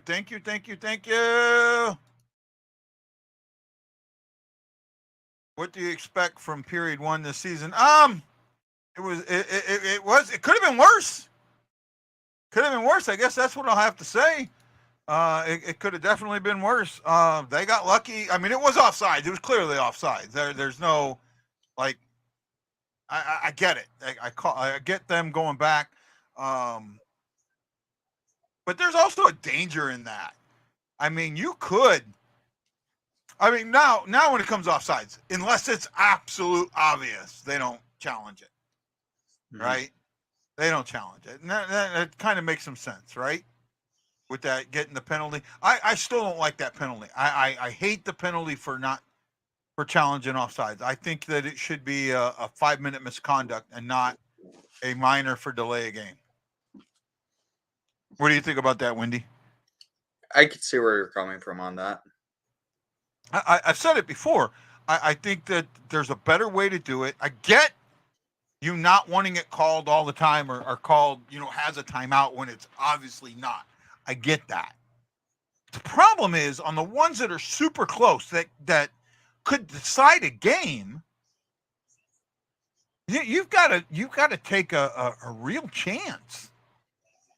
you know, and you know, it's just like with goaltender interference. You don't know, unless you're absolutely completely sure on goaltender interference. Why would you ever challenge it unless they called it? Oh, I'll tell you what. In that game against Pittsburgh, I think it was against Pittsburgh. One of the goals that Chicago scored was offsides. No, It was either Chicago or it might have been Pittsburgh. I think Pittsburgh's first goal it was was Pittsburgh's offside second and goal. should have been second goal and should have been challenged. It was challenged. No, there was one that was not challenged. I think it was the first goal. It was offsides and it wasn't challenged. The only one that was offside was Pittsburgh with the second goal, and the Hawks did challenge that play. Yeah. No, there was another one that they didn't challenge that I thought was offsides. I mean, looking at it from the way, again, you don't have the greatest, but looking at it the way I did. Danny's saying hi to Wendy.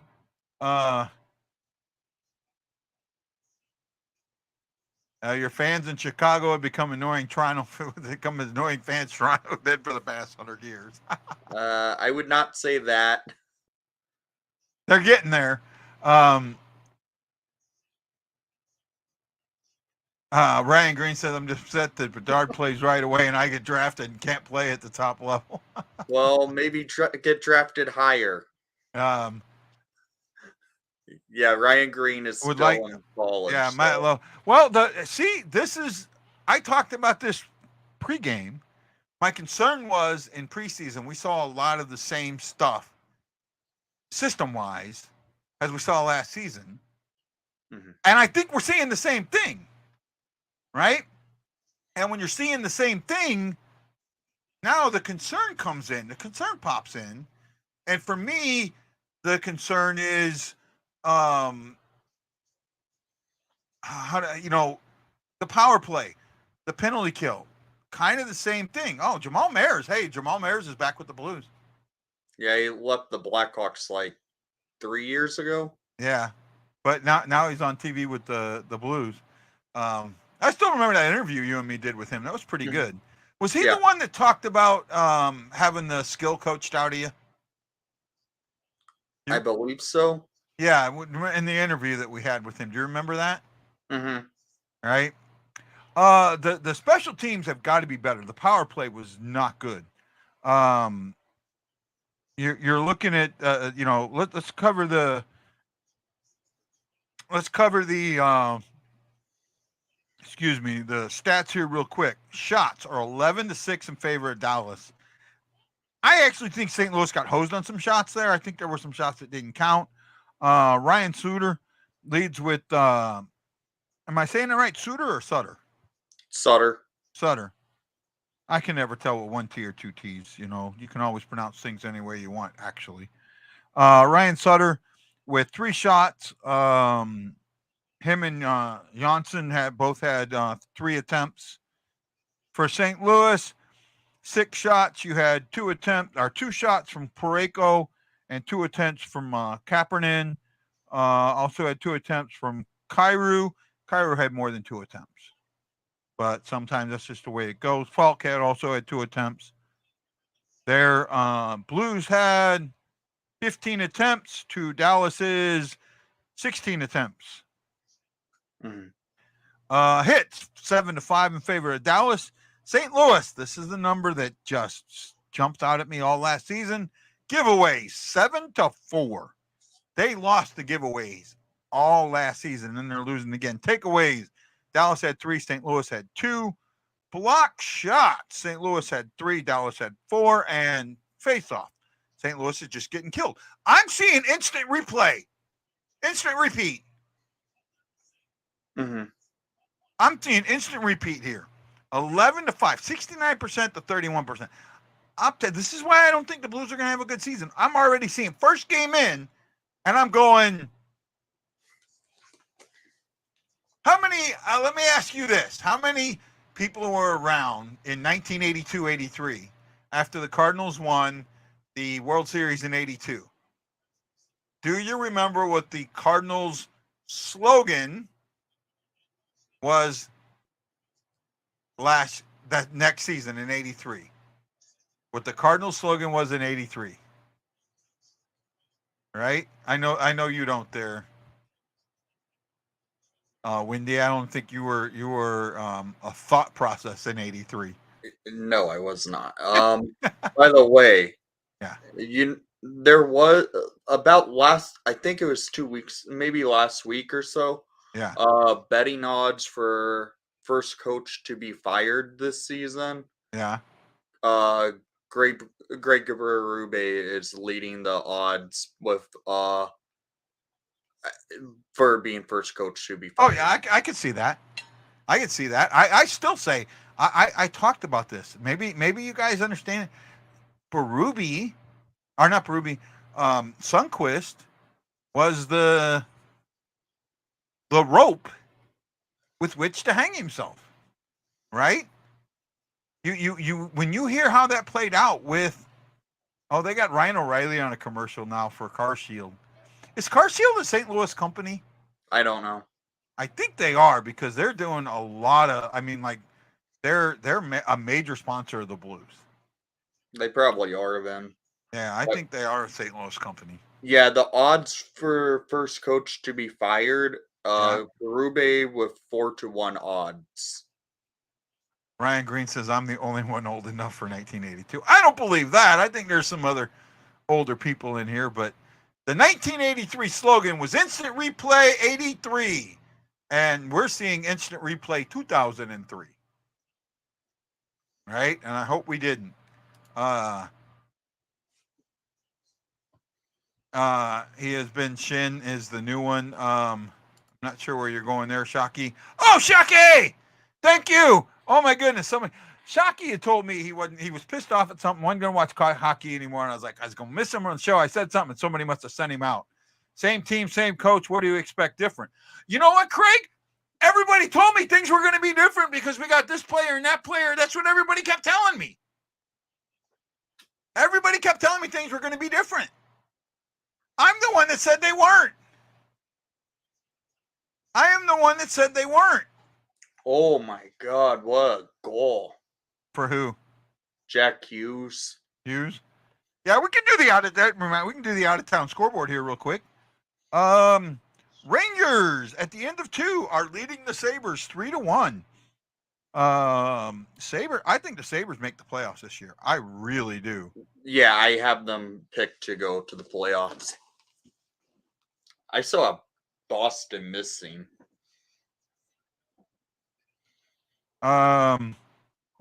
The Flyers 2-1 over the Blue Jackets at the end of 2. Fantelli with his first ever point. Say again.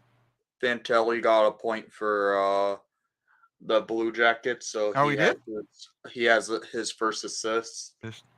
The Red Wings and Devils are tied at 1 with 5:37 to go in the second. And also at the end of 1, the Wild lead the Panthers 1-0, and the Predators and the Kraken are tied at 0.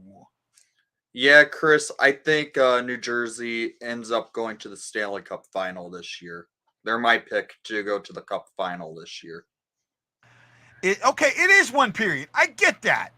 But am I wrong? Are you not seeing an instant replay here? Are you not seeing the same shit that we saw last season? Because I am. Wendy, do you agree with me there, bud? I will say this, I haven't seen any of the Blues game. I've really been watching this Detroit-New Jersey game. But the stats kind of are similar to what they were seeing last. Yeah, I absolutely agree. The stats are really close. Right? Ryan, it's not going to happen. Yeah, that's not going to happen. The Hawks, I said it earlier, the NHL has a player in one of the most marketable cities, and they're going to milk it. They're going to well, yeah, he's in the second largest market in the country. He's probably in the third largest market in the entire NHL, Toronto, New York, and Chicago being as the top three. Might be 4. I think it's top 3 from what I've been seeing. Montreal. I think Montreal's below the Hawks for I rating. have a hard time. I mean, the Blackhawks. Well, the thing is, set you record- got to look at with Montreal. When you look at market with Montreal, you have to understand Montreal's reach, Yeah, they have all of Quebec. right? But You know, I will say one thing. With what happened, the ratings have already come out for the last 2 nights. yeah. The Blackhawks have set the record for highest rating games, regular could see season that. games. Aaron Culture, S.C. Jones, Craig Maj, John Penner, thank you so much for putting some love in the air. Ryan Green says 100% fixed. No. You should be happy you're going to be a teammate with Connor Bedard. It's if he ever makes it to the league. Ryan Green actually has a high potential of making the NHL. Not well, he's in college this season. He has a chance to make the NHL next season. But Ryan, the system. If the system doesn't change, if the system change, you would see a change in play. The system hasn't changed. If the system doesn't change, you're not going to see a change in play. That is what I'm trying to say time and time again. Right? No, it's not an ad. It's for former owner Rocky Ward. Yeah, their owner passed away this season, prior to the season start. Right? Yeah. Shots. I got the top shots were 10-6, attempts 16-14. Chances 8-3 in favor of the Blue. Power play 0-2 for the Blue, 0-1 for them. Giveaways, we got the numbers right. Hits, we got the numbers right. And face-off wins, we got the number right. Yay, me! Yeah, so that's not an ad. I can say this: the Blackhawks are not going to be wearing ads on their jerseys. They've already have come out and said they said that last year, and they said it this year. But see, are they wearing them on the helmet? They only have it on the helmet. Then why not put it on the jersey? If you're going to put it on one, why not put them both? It's better on the helmet than on the jersey. The jersey's it's more sacred to touch than putting it on a helmet, which a helmet you really don't care as too much about. I get that. I see that, but again, it's kind of the same thing. It's still part of the uniform. The Blackhawks are not being sellouts to putting ads on their jersey. Eventually, the league will mandate it. I don't think so. That's money the league's not getting. I think the ads go to the team. But the league gets a portion of what the team makes. Mm-hmm. Right? And in the end, it's yeah. Right. I can see what you're saying, but I don't think it's going to. Not every team's going to have an ad. Like the Red Wings, Blackhawks, and Blackhawks last year both said they are not putting ads on their jerseys. It's too sacred of a thing to put on their jersey. Is Fanatics as bad as they say? Well, yes, they are. They're the worst company. They've really over monopolized the sports industry, like sports merchandise industry. Jerseys are not the greatest. They basically do everything for. Does that start this year or next year? Fanatics for the on ice jerseys are next year. This is the last year of Adidas. Okay, so you can still buy Adidas in the stores and yes. So like this jersey I'm wearing is an Adidas Blackhawk jersey. You would think that Fanatics next year that they're going to end up producing 2 different types of jerseys. The last thing I saw report, they might have 3 tiers of jersey. So you're going to have those crappy Fanatics like replica jerseys they already make. They're going to have like the Adidas style jersey that they have right now as their replica from Adidas, which is like the $180 option if you get a blank. And they're going to bring back the Made in Canada to the retail level. Is that the ones that are going to have the fight strap in it, or both of them Well, going to these have the fight Adidas strap? ones already have bike Of it, straps. yeah. But the made in Canada ones are what the player like the on ice authentic jerseys. Yeah. These are the Indo authentics, and then you're going to have the made in Canada on ice authentic. All right. How many game worn jerseys do you have? None. None. I have one. I have one. I have 4 team issued jerseys, and I have 1 game worn jersey for the Cubs. I have one game worn jersey. Well, I consider it a game worn jersey. Mm-hmm. Right. My Bobby Plager jersey. Yeah. Right. To me, if you're wearing it during warm ups, Oh my God! Hughes with another nice goal. Right. For me, if you're wearing it for the warm ups, that's part of the game. Mm-hmm. Right. That's how I see it. Looks like we're just about back on. Any what do you think in the second there, Win? I think Dallas is going to do a lot of the same thing and actually score a goal. They could. They absolutely could. Did Rob Reiner die?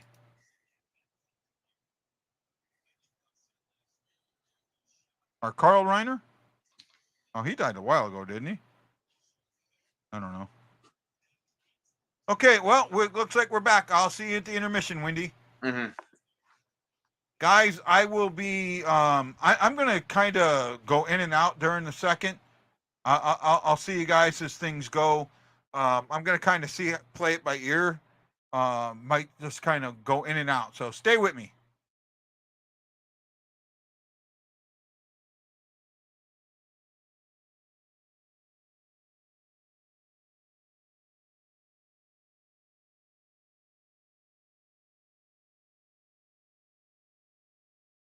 Scored. That was quick. Ben gets the first goal at Dallas.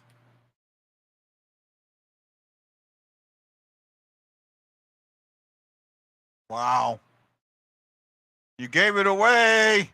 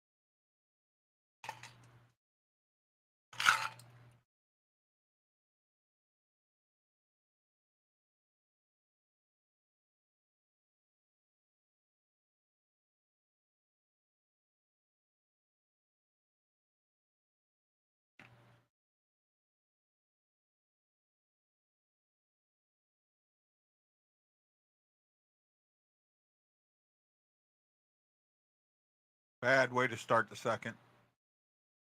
Bad way to start the second.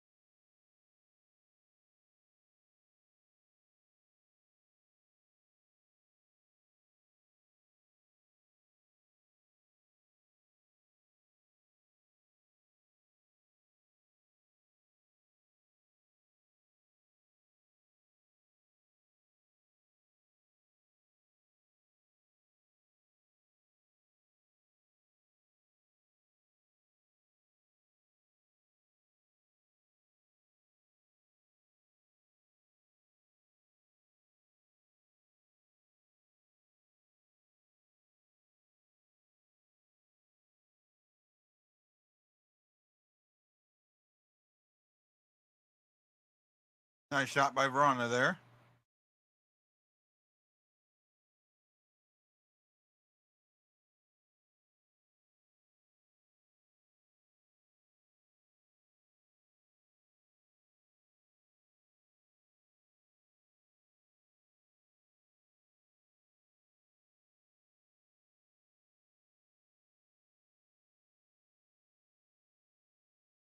Actually, looking at that, that wasn't on Bennington.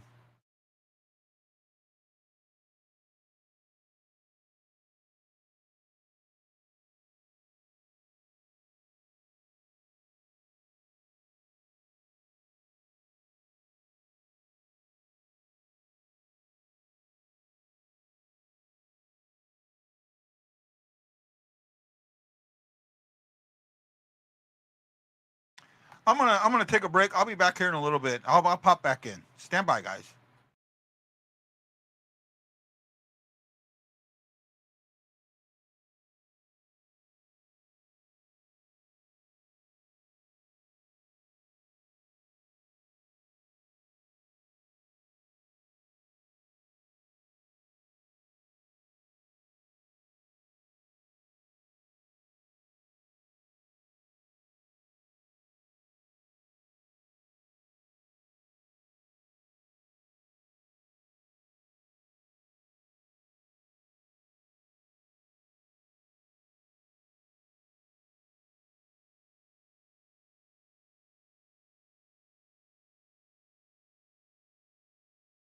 I fucking called it! I fucking called it! I called it! I called it at the preseason. Asked who was going to score the first goal. Who did I say? Who did I say? I effing called it. Where's Wendy? I called it.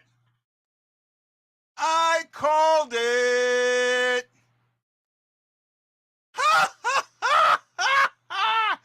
I absolutely called that. I called it.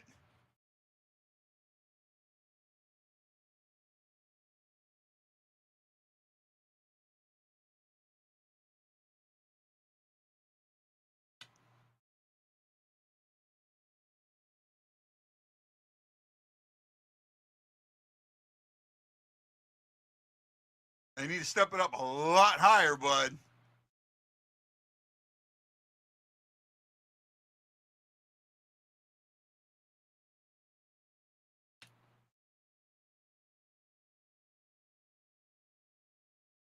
And Aaron, you're not supposed to.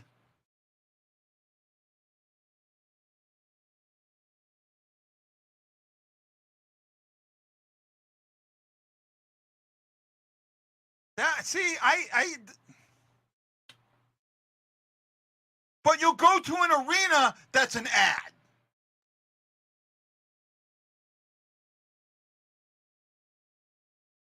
When they asked who would score the first Blues goal, I said Tyler Tucker. Right?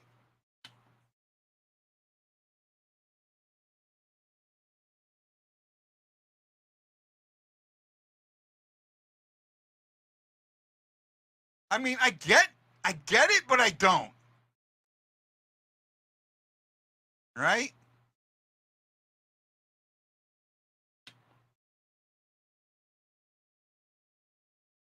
Oh, nice save by Bennington. Nice save by Bennington. Oh my goodness. Nice save by Bennington. Windy! Mark Helton, thank you. Hey, Aaron, you can't say if a goal scores until I say it. Because I'm on like a 1 minute delay, bud.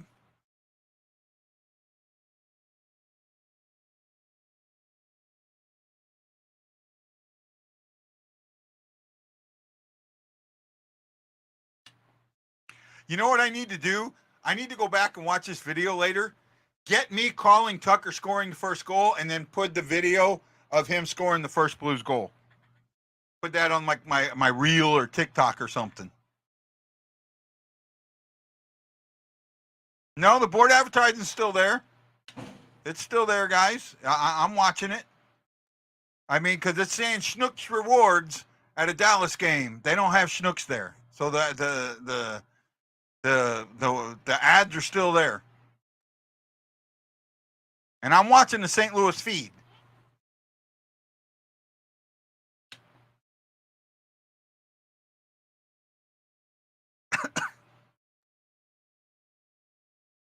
And it just changed the Jägermeister and Bud Light. So, Mike, it's still there.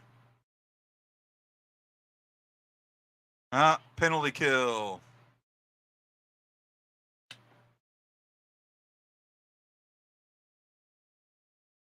I don't think they are, bud.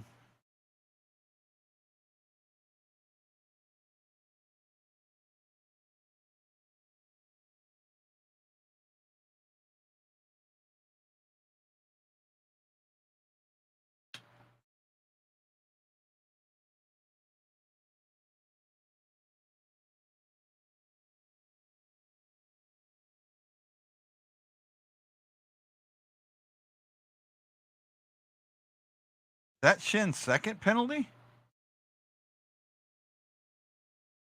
Yep. Second penalty.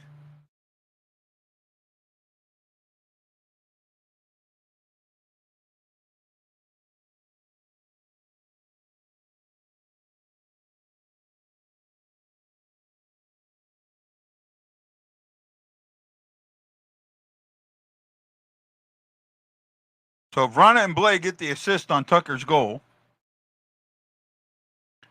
Even strength at 2:37 of the second. Just a little over 2 minutes and 11 seconds. 21 seconds after Dallas scored.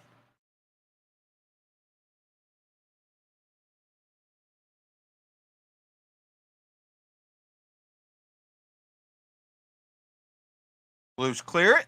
Blues on the penalty kill. Dallas trying to come in, and they walk in alone, unmolested.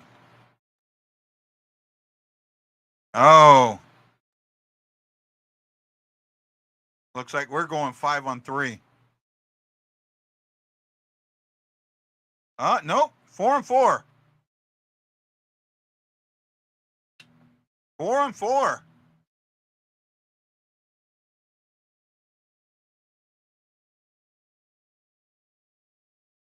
Aaron, don't put stuff out until I say it, bud, because I'm on a delay. I'm watching the game at a minute delay.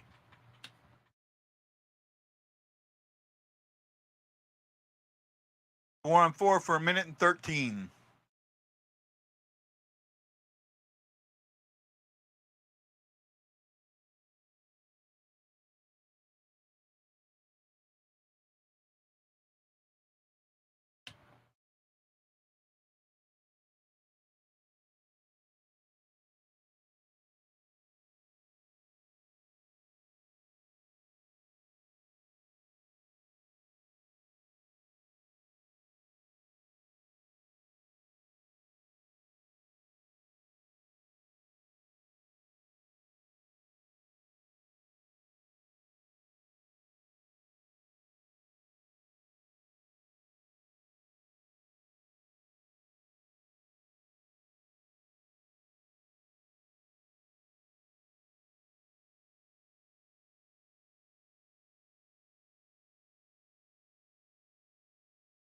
So 4-on-4 action here.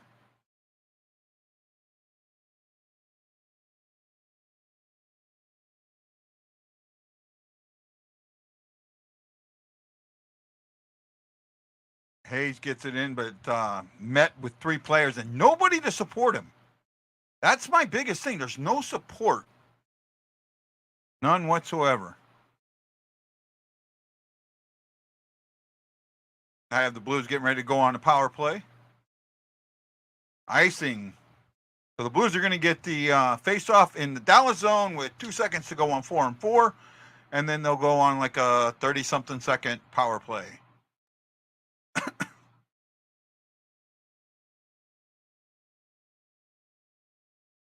Very, very short power play. 50 something seconds. 52, 42 seconds, something like that. 47.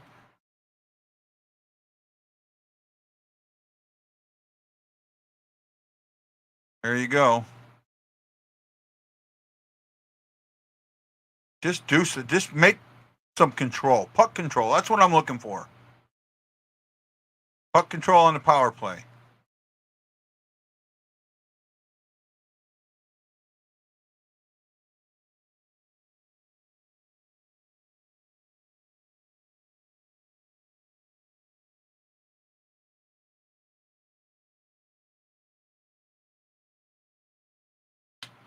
Shot. Well, at least they made a shot. I mean, that was a better power play than the first two.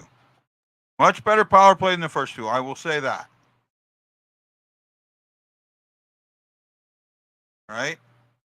You choreographed it, and they were able to get bodies in front, but at least it was a better power play.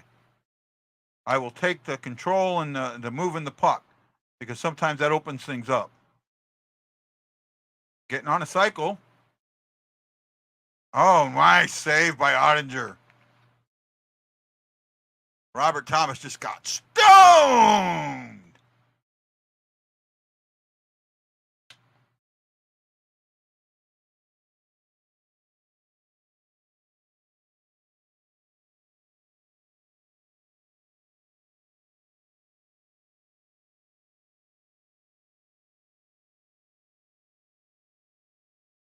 I might have to go back later. I'm going to have to do it. Go back later and me saying that Tucker was going to score the first goal. Man, I should have played the Blues first goal thing. Tucker was going to score the first goal and then show his goal. All right.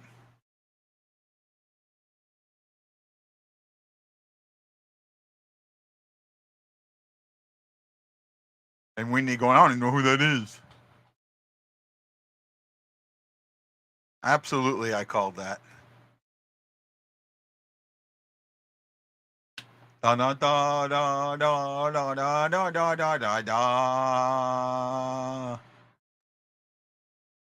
So we got about 11:42 remaining in the second.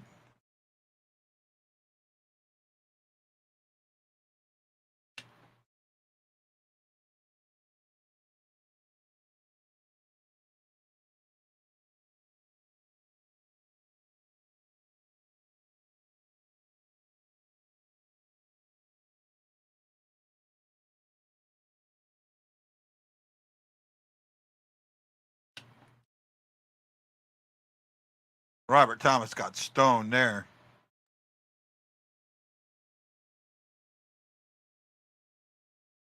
Yeah, makes up for it, right?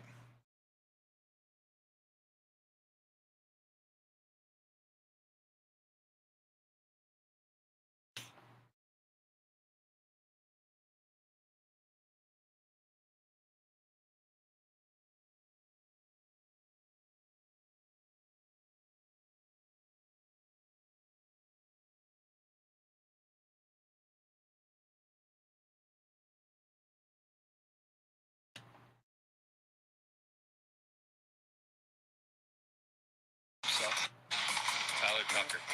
I love that answer. I'll go with Tucker too. People said you're scoring the first goal this season. Do you agree? I hope so. Tyler Tucker.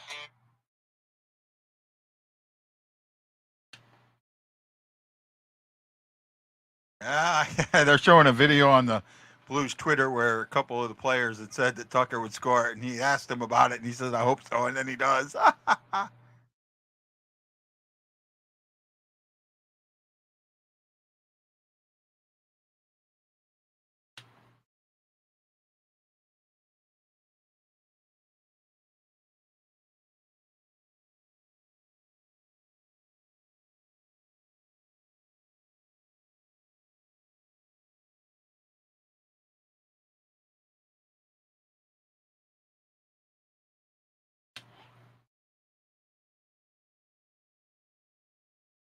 Oh man, the fourth line is actually doing what Wendy said they would.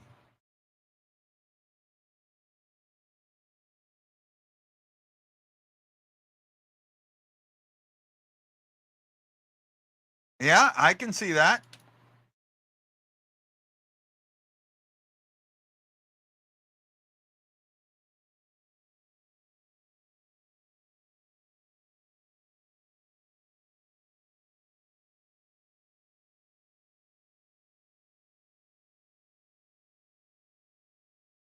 And a little icing.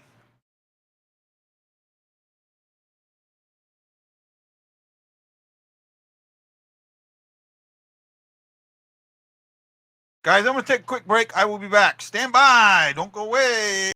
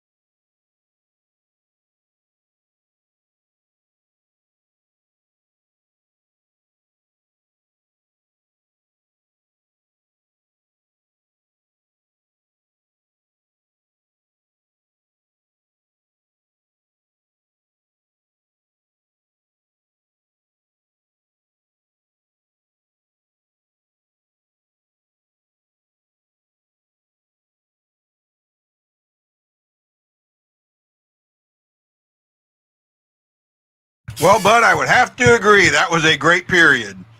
Didn't start off great, didn't end super, but I can't believe Ashley loves that fourth line. She doesn't care what I'm saying.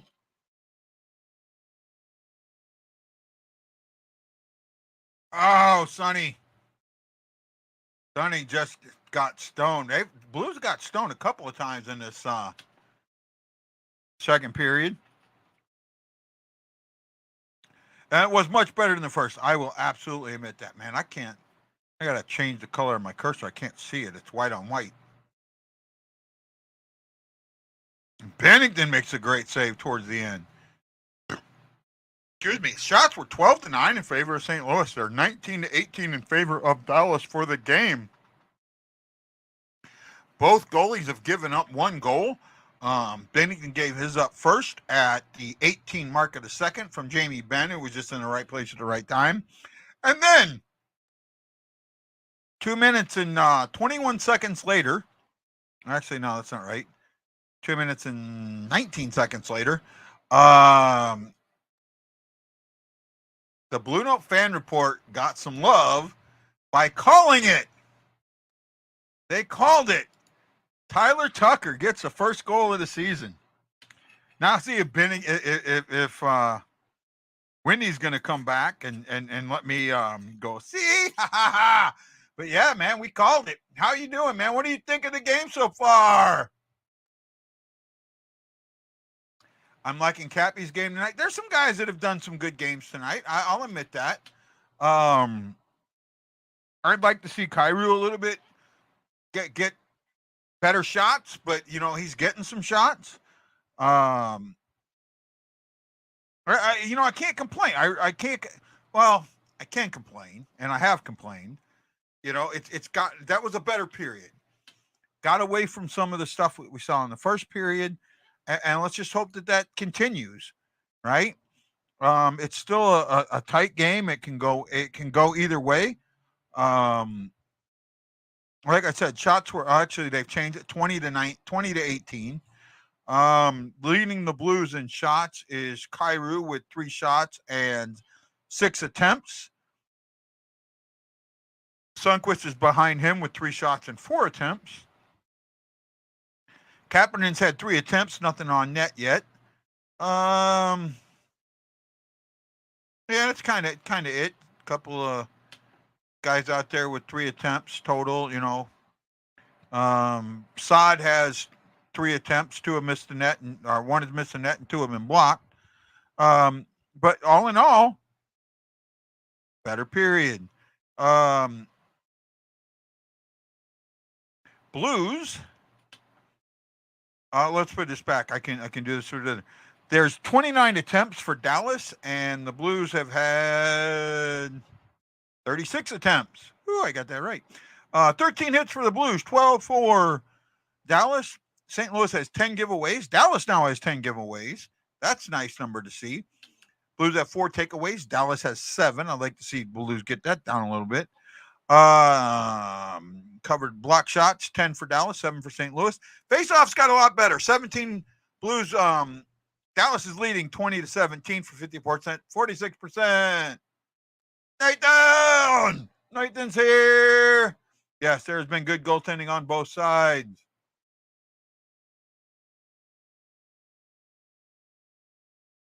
I'd like to see the first line have a better impact for sure. That's kind of what I said. I didn't see that, but it's possible.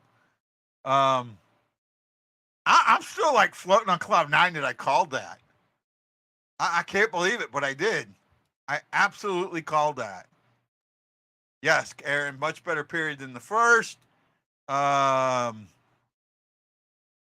Good to get the hockey heart palpitations back. Yeah, I agree, man. Let's cover the scoring.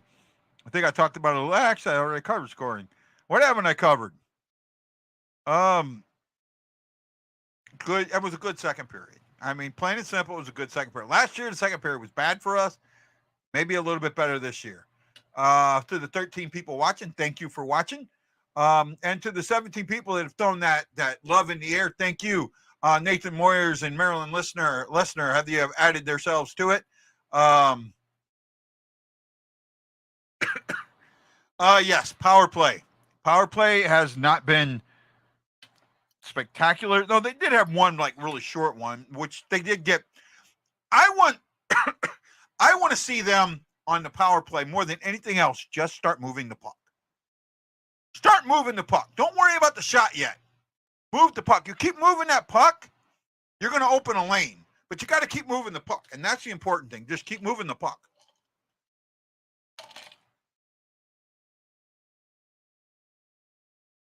And I think if they do that, you're going to see that a lot more, right? Where are we at?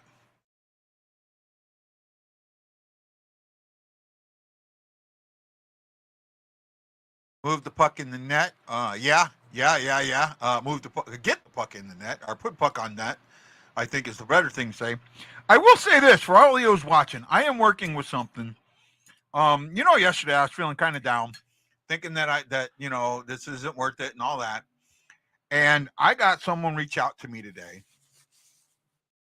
Can't say anything. Can't say too much yet, but I will say this.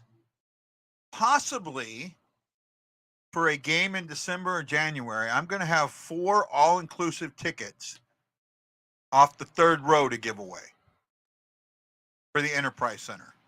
I can't say much more than that, but it looks like that's going to be an option, right?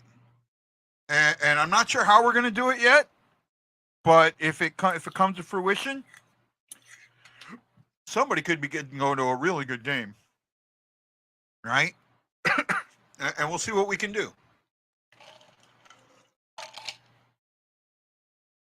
The person doing this wants to help the show get their numbers up, and that's where we're at. And hopefully this will help out, that I can put it in the groups and get people to really start watching and go for the show. All right. I think the way that we will do it, you remember we used to have a pick'em contest. I think we will kind of go to that, but the way we'll do the pick'em contest is every point you earn is a ticket, and every ticket is a chance to win. So the more you watch and the more you play, right?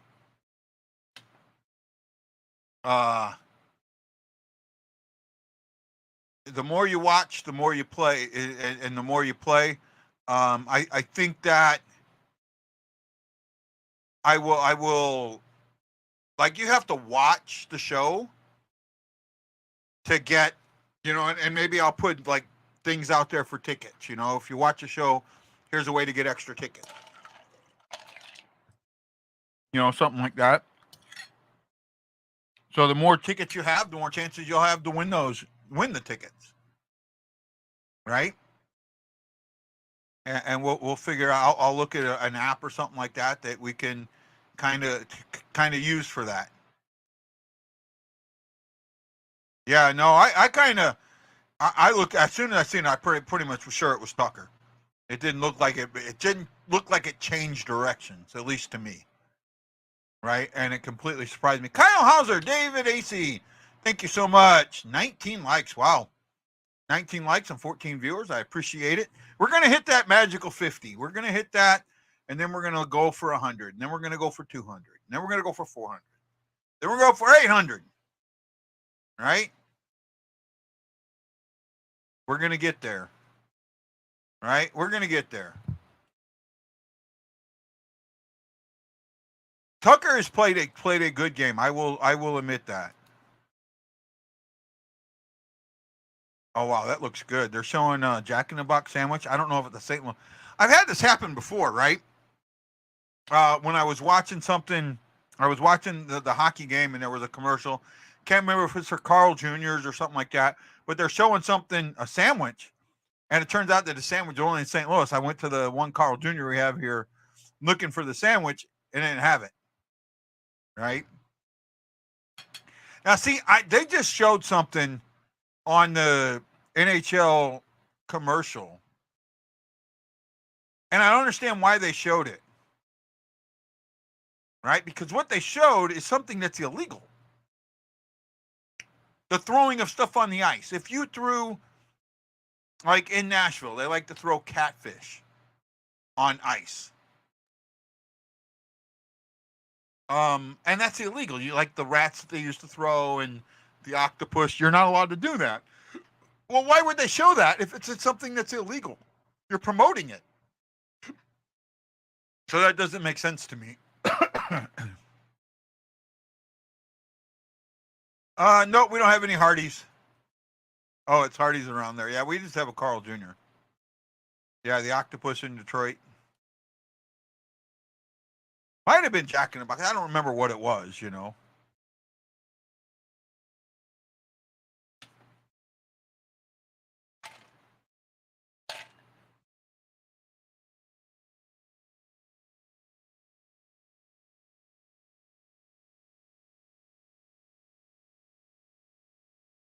Oh, yeah, that was just a beautiful goal, too.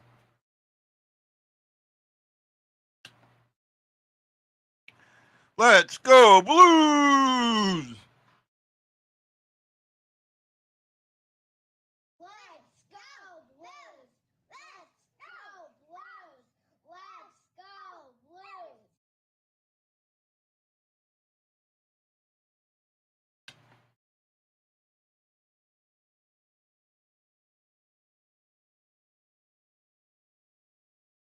Yeah, that would be great.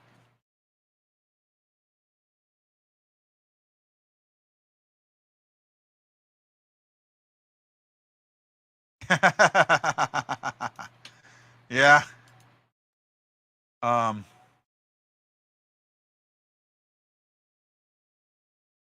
Name changes at KC. Yeah, I kind of knew that.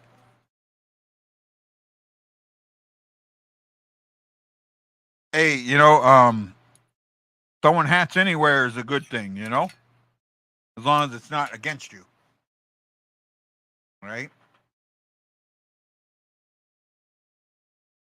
We don't have any. I don't think. No, we only have one or two DQs here, but they're not full service like they are in St. Louis.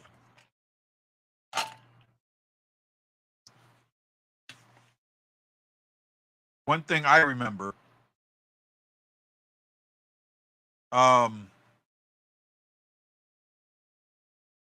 Sorry.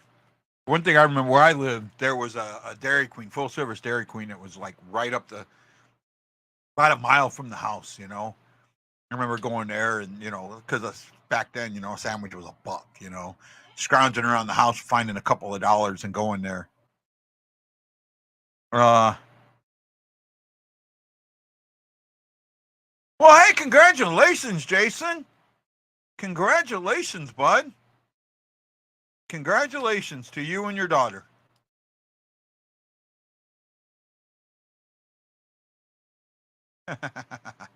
No, well, they've given up a lot of shots, that's for sure. Right? I mean, they gave up, what was it, 12 in the first and 10 in the second? That might be right. Let me double check this. Oh, they've given up 10 in each period. 10 in the first, 10 in the second. They took 12 in the second. So that was a lot better than the 6 they took in the first. I'll give that. Right? So, like I said, guys, for once I get things a little more solidified on those tickets, we're going to figure out a way to give them away. I do like the idea of doing the. I just got to figure out how to do it now because I did it on the website before, and it was easy enough to do then. It's a little bit harder to do without the website, but maybe I can figure it out.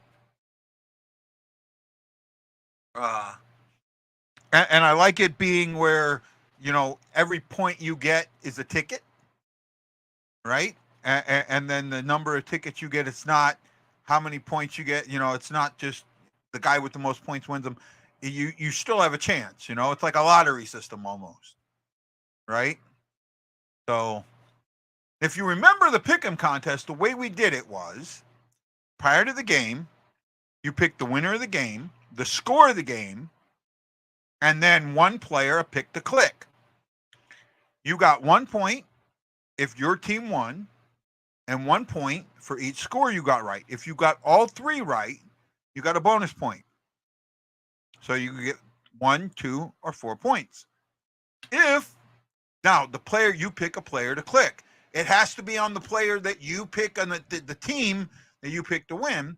You would get that player's points, goals, and assists. So like tonight, if you pick Tucker, you'd get 1 point. If you pick Varna or Blaze, you'd got no extra point.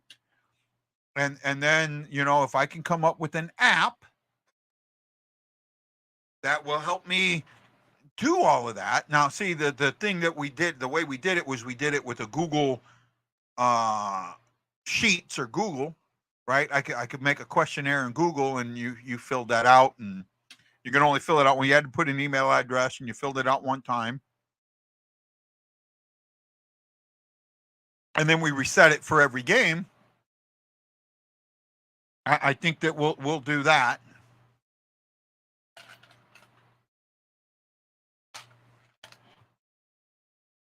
Are they going to replace Doug? Liberty, Liberty. Liberty Boo.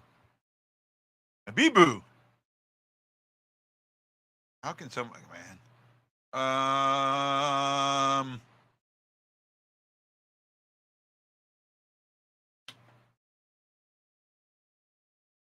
We'll see, man. We'll see. We'll see what happens with that. Come on, guys. Why are you not talking? Talk.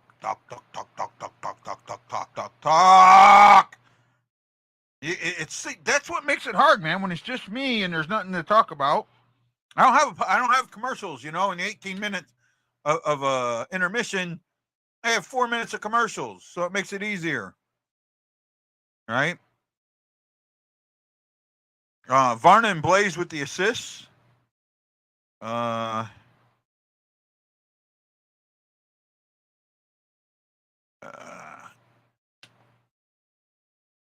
Scandella should be even. Tucker should be even. Actually, I'm just trying. I can look at it. So here we go. Shen is a -1. Hayes is a +1. Varna is a +1. Saad is a -1. Kaepernick is a -1. And Blaze is a +1. Everybody else is even. For the Stars, Ben is a +1. Harley is a +1. Lindell and Steele are -1. Everybody else is an even. Leading the Stars in shots is Tyler Seguin with 4. Attempts, Ben has 4. Pavlovsky has 4. Wyatt Johnson has 4. Robinson. What number is Robinson? 21. Okay. Robinson only has 1 shot, and it was blocked. That's, you know, if you're holding Robinson to that, plus he had a penalty, right? Well, guys, looks like the game is just about back on. Thanks, Michael. I greatly appreciate that. Final score for this game is going to be 3-1. Just don't know who. Nathan saying period 3. Here we come. Yes, sir. So I'll pop back in during pivotal points of the period. I'm not going to stay on because of the delay. It kind of just doesn't make sense to me right now. Maybe if I can figure out how to get ESPN, there's a way to do it. I just got to make sure that I can do it and still hear it and you guys not hear it. If I can do that, then I will. And then we'll go from there. Okay, guys, have a good one, and I'll see you later.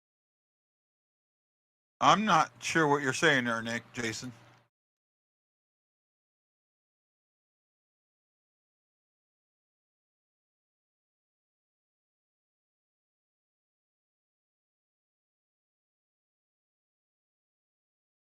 A lot of guys can make it a 1-goal lead with a flick of the wrist, not just Varna.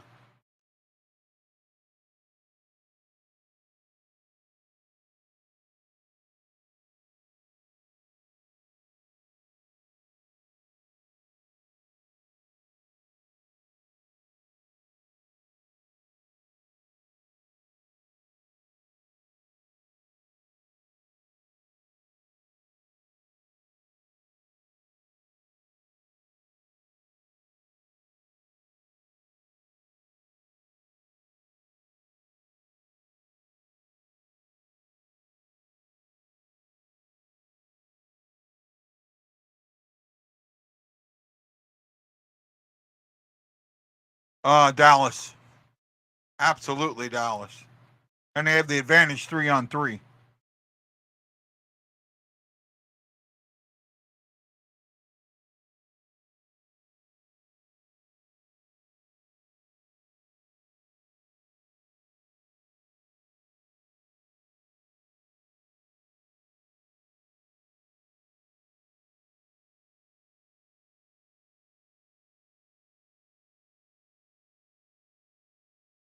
Lindell stopped Kyrie there because Kyrie had nowhere to go.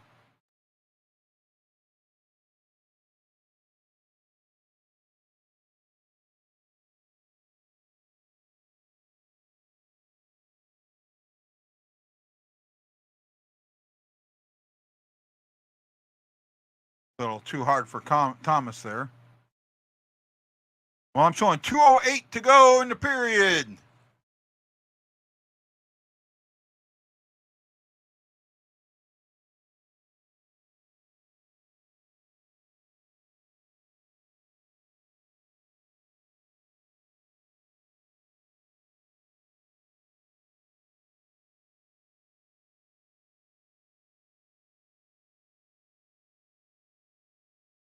Wow, Blues only have 3 shots in the third.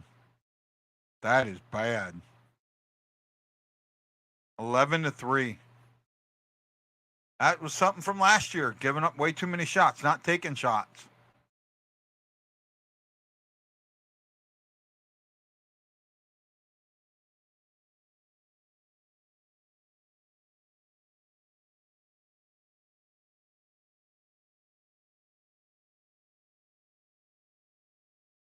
Again, they're playing defensive hockey right now.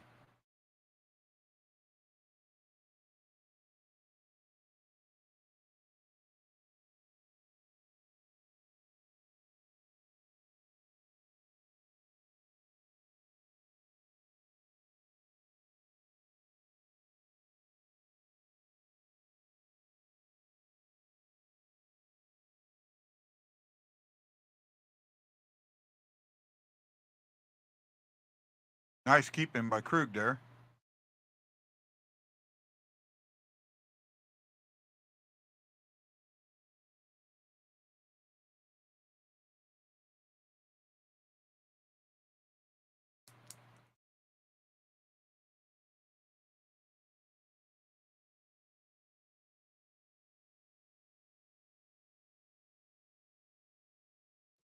Turn my phone upside down so I don't get an alert that I don't want to see. I still have 7 seconds to go.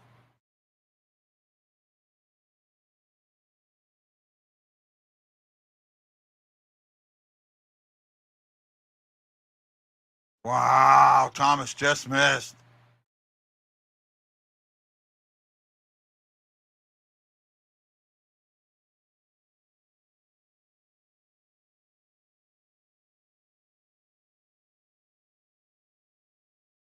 OT, so at least we get a point out of this game.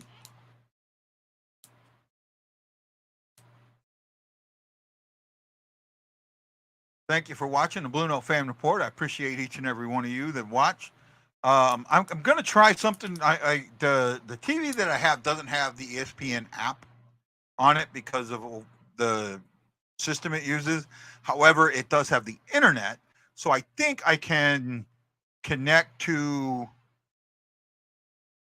the ESPN Plus that way, and maybe there's not as much of a delay. I can try that.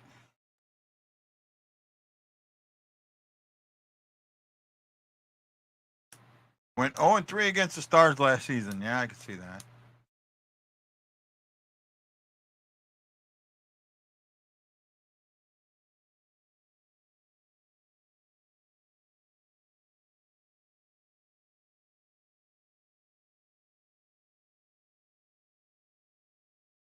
Jordan, I mean, Nichols, if you give it away to me, I'm going to go give it away. I'm going to get pissed.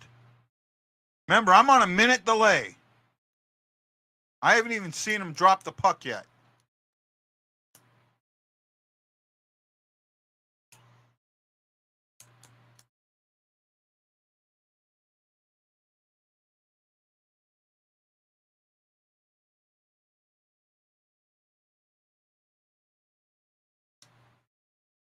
Tucker's going to be one of the stars of the game. I'm sure of that.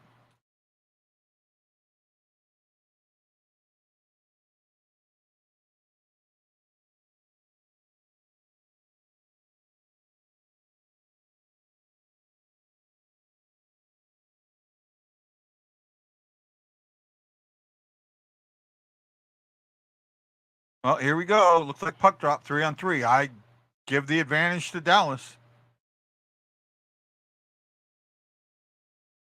I absolutely give the advantage to Dallas.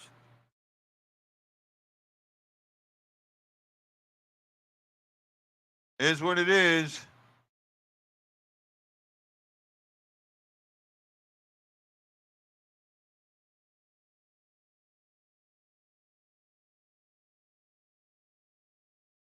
Well, I'm out of the St. Louis area, so because I'm out of the St. Louis area, I'm not allowed to watch it on DirecTV.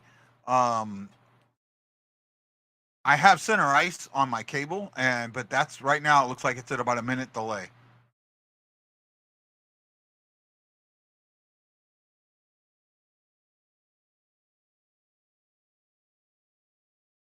Wow, Sagan just all over Falk there. Oh, nice little shot by Falk. But he could have, no, okay. Thought it was going to screw the Blues, but it didn't.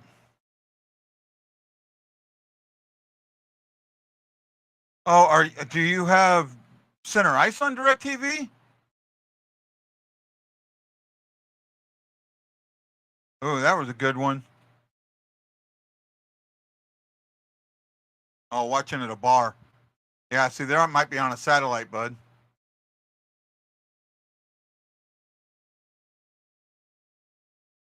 So right now, I'm at 401. Bennington just made a save on Robertson, so I don't know where you're at. But I know for the people watching in St. Louis, I'm about a minute behind.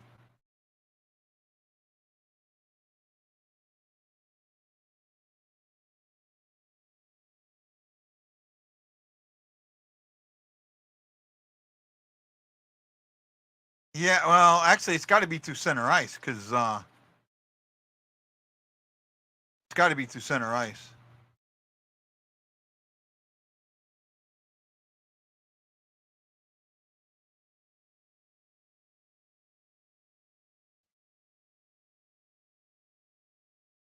Because you can't, like, I bought the package where, you could watch the other channels, but games like the NHL, they don't let you watch it. So it's got to be like a center ice package or something. And they're showing Bally's, but it's not the Bally's channel.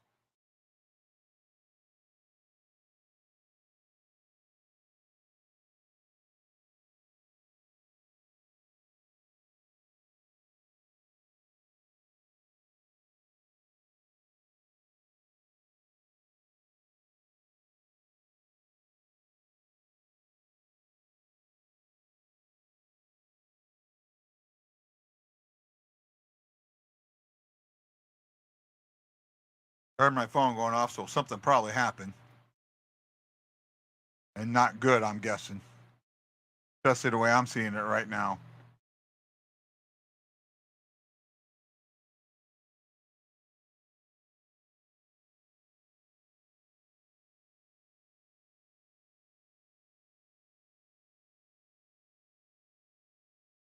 Ah.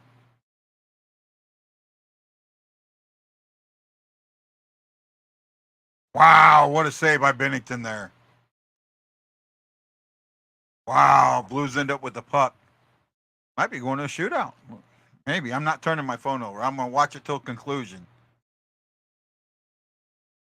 See how many of you guys jump on. I haven't seen it yet, so if you know what happened, be quiet.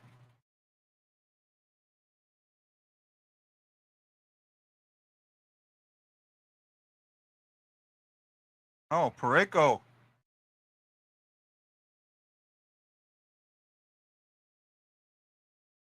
Intentional offsides.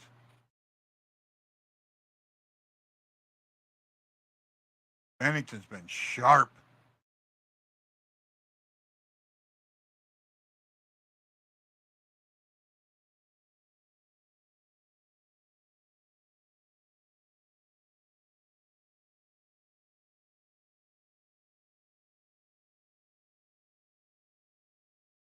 Thomas, Kyrou, and Krug with 1:58 to go.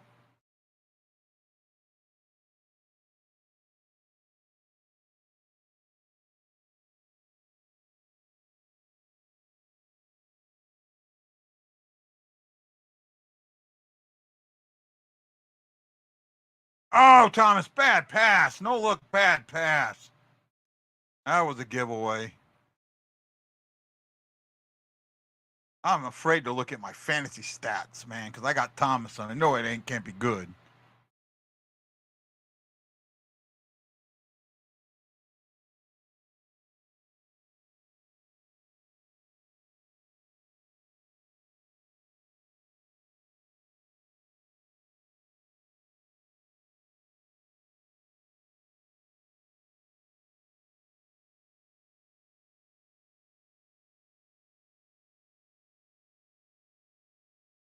One minute to go in the overtime period.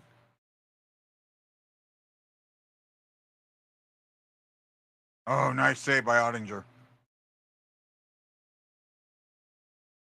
I still haven't seen what happened, so be quiet.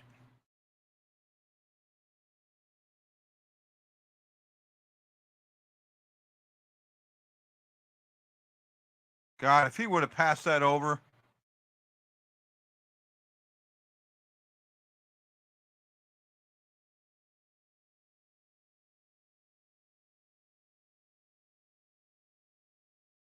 I got 51.9 seconds left, so you guys can be quiet.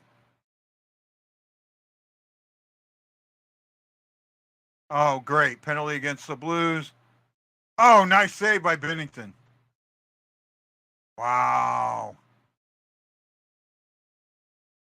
This is going to suck.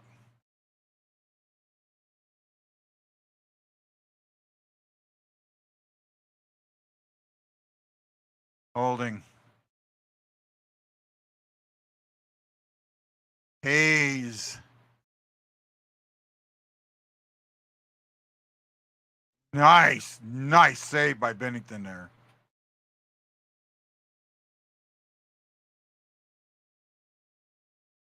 Can we make it to the shootout? Can we make it to the shootout? I haven't seen it yet.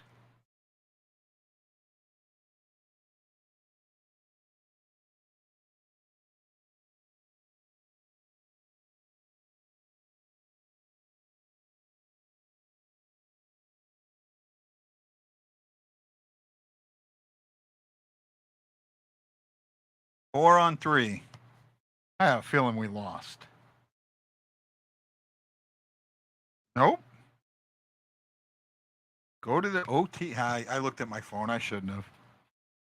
But we'll lose the shootout. I'm almost dead certain of that. You see Ruby's eyebrows? He's got to get them trimmed, man. He's got to get the gray taken out of those. That looks so bad.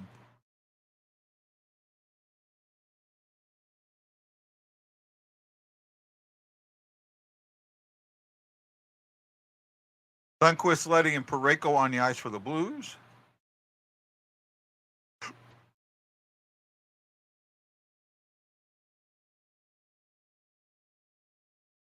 Lundqvist wins the faceoff. Leddy clears it down the ice. 30 or so seconds to go.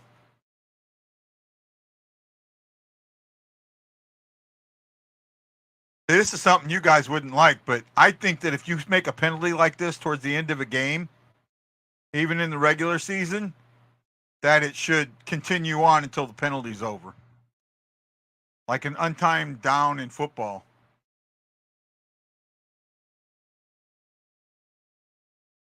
Nice save by Bennington.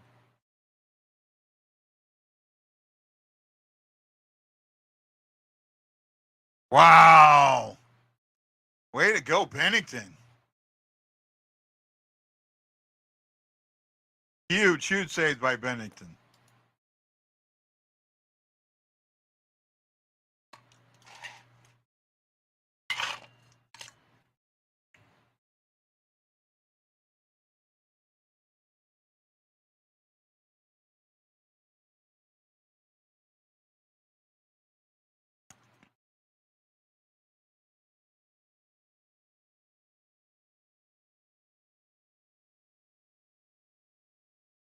Oh, we got the shootout coming. I don't know. Again, I'm on a minute delay, so I don't know what's happening.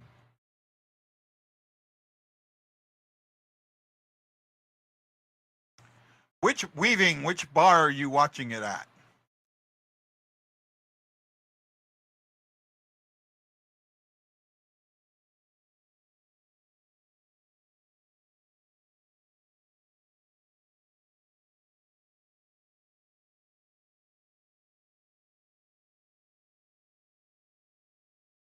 "34 saves tonight. Way to go, Bennington."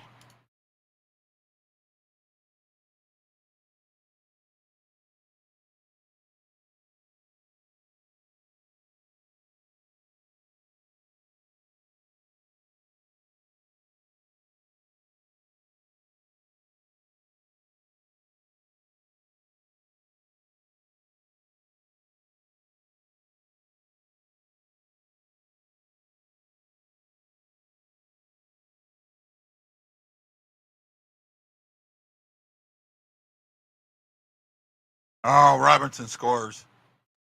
Nothing Bennington could do about that. This is what scares me. The shootout scares me. I just don't think we've got the talent on the shootout. Yeah. Nothing you can do there.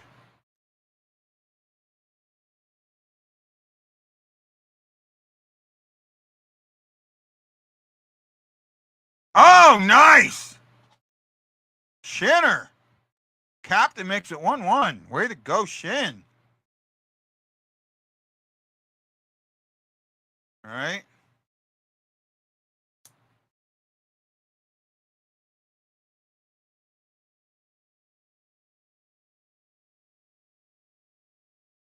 Ah, he scores.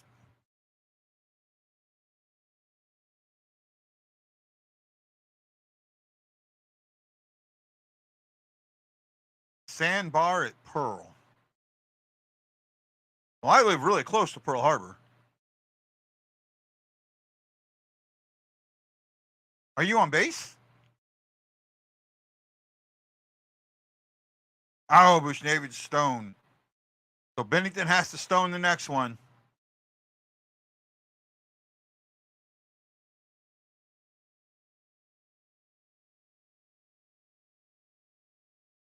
That is true. We've done that before.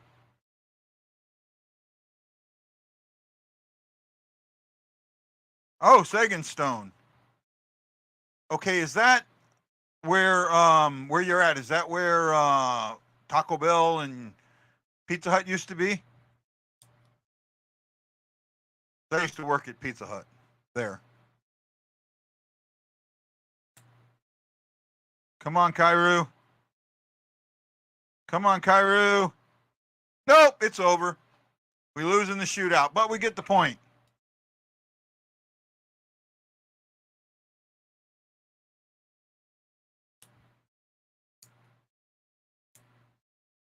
All right. Still a good game. Yeah, not a bad one. Not a bad one. You know, that you still get a point. You get the overtime loss. You know, I told Ashley, I thought that the Blues would be in the first 5 games would be 1-3-1. There's the one. Right? Seattle next. right? Seattle on Saturday. Then you get a couple of days off. We'll go over the stats here in a little bit, see if anybody joins me. Only goal is by Tucker. Let's see here. Seattle loses. Seattle will be coming to us off a loss, I think. 3-0 to the Predators. I don't know if they have another game. I'd have to look. No, because we play on Saturday, so they wouldn't play tomorrow. So Seattle's coming to us after a 3-0 loss to the Predators. Wild get a 2-0 win over the Panthers. Devils 4-3 over the Red Wings. Flyers 4-2 over the Blue Jackets. And the Rangers 5-1 over the Sabres. Where are we at here? Who's talking? Yeah, Benny he did what he did. Bush and Kyrou tries were pathetic. Yeah, Bush's maybe. I don't think Kyrou's was. But it's something the shootouts always concerned me with the Blues. We have not had really, really good shootout guys. Right? And in the shootout, the advantage does go to the shooter. Right? It really does. Bennington played just as good as anybody else in this game. Let me see if I can pull up the stars of the game. For me, I think the stars will be Ben, Ottinger, and either Tucker or Bennington. That's who I think the 3 stars are going to be. Got to remember, the stars are voted by the local media. So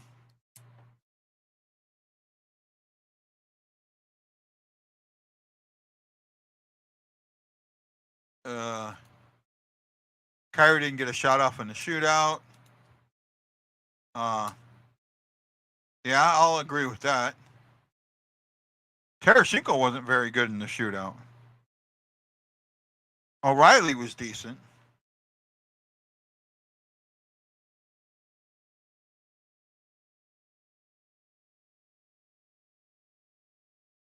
Let me see here. I'm still trying to see if the 3 stars of the game come up. All right. We'll go over the. And this cursor is driving me nuts. Put it on my second screen and it goes white on white and I can't see it. Gotta see if I can change the colors of it or make it a little bigger. Okay, let's cover the stats. Shots ended up being 35-24 in favor of Dallas. In the second period, right, the Blues had 3 shots. They had 3 in the overtime. Dallas had 4. Right? Dallas had 10, 10, and 10 with 4 in the overtime. It just, you got to stop the shots, and you've got to definitely take more shots. That is a huge, huge issue. Let's see if I can get my attempts right. 37 for St. Louis.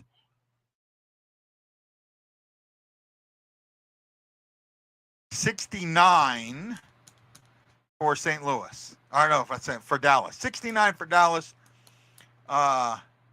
47 for St. Louis.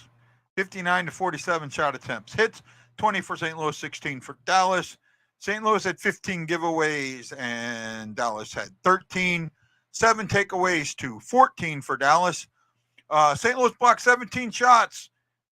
Dallas blocked 14. Face-offs got a lot closer, 31-28 in favor of Dallas, 53% to 47%.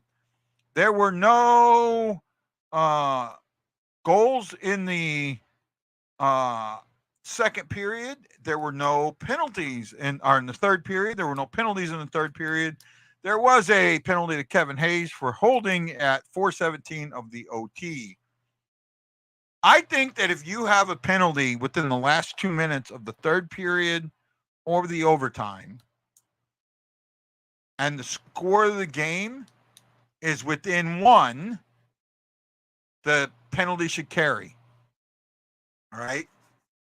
If it's a major, it should all, carry no matter what. Double minor, if it's less than 2, it should carry. That's how I feel about it. Right? Let's see here. Let's get some of your comments. Last relevant guy. Kyler saying yo, yo, yo. Hi, Kyler.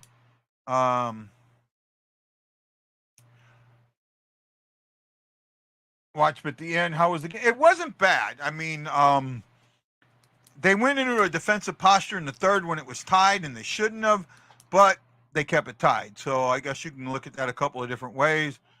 Good game for the Blues. They held their own against the best team in the Central. I could say that. I saw Benner was real good on saves. He was. I'll agree with that. No, I wasn't too scared to take shots. They just went into a defensive posture. Right? That was the thing. It was more of a defensive posture. Last 2 minutes, auto penalty shot. I kind of like that too. Benner had a great game. All right? Benner had a really good game. It didn't kill my fantasy, that's for sure. Right?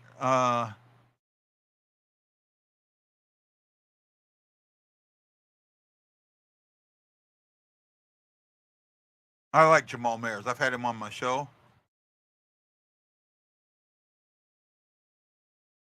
I'm looking at my fantasy stuff. I'm doing okay. I got 1 power play point, 1 game-winning goal. The guy I'm playing does not have a really good team, so I should beat him without a problem, but we'll see.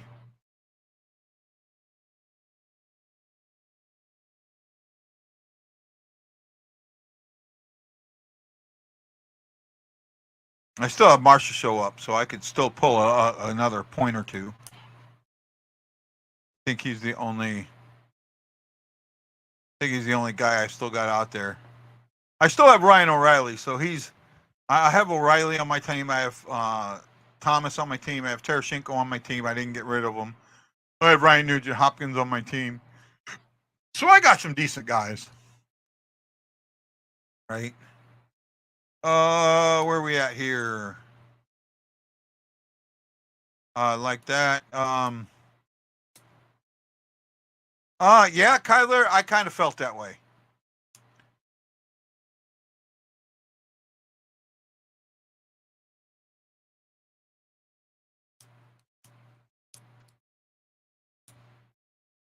They're talking about Mike Weber running the penalty kill.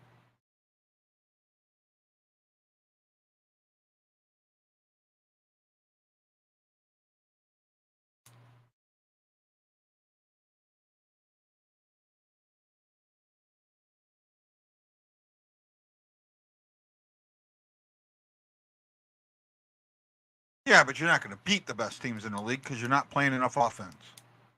That's how I feel about it. Kyler, I still don't. I'm waiting to see. I don't. I am not there, my friend.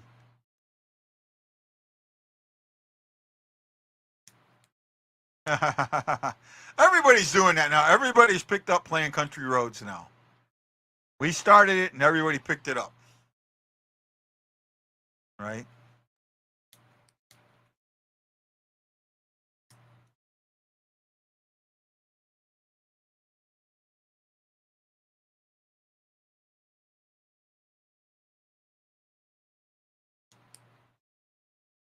I agree. Great night for the goaltender.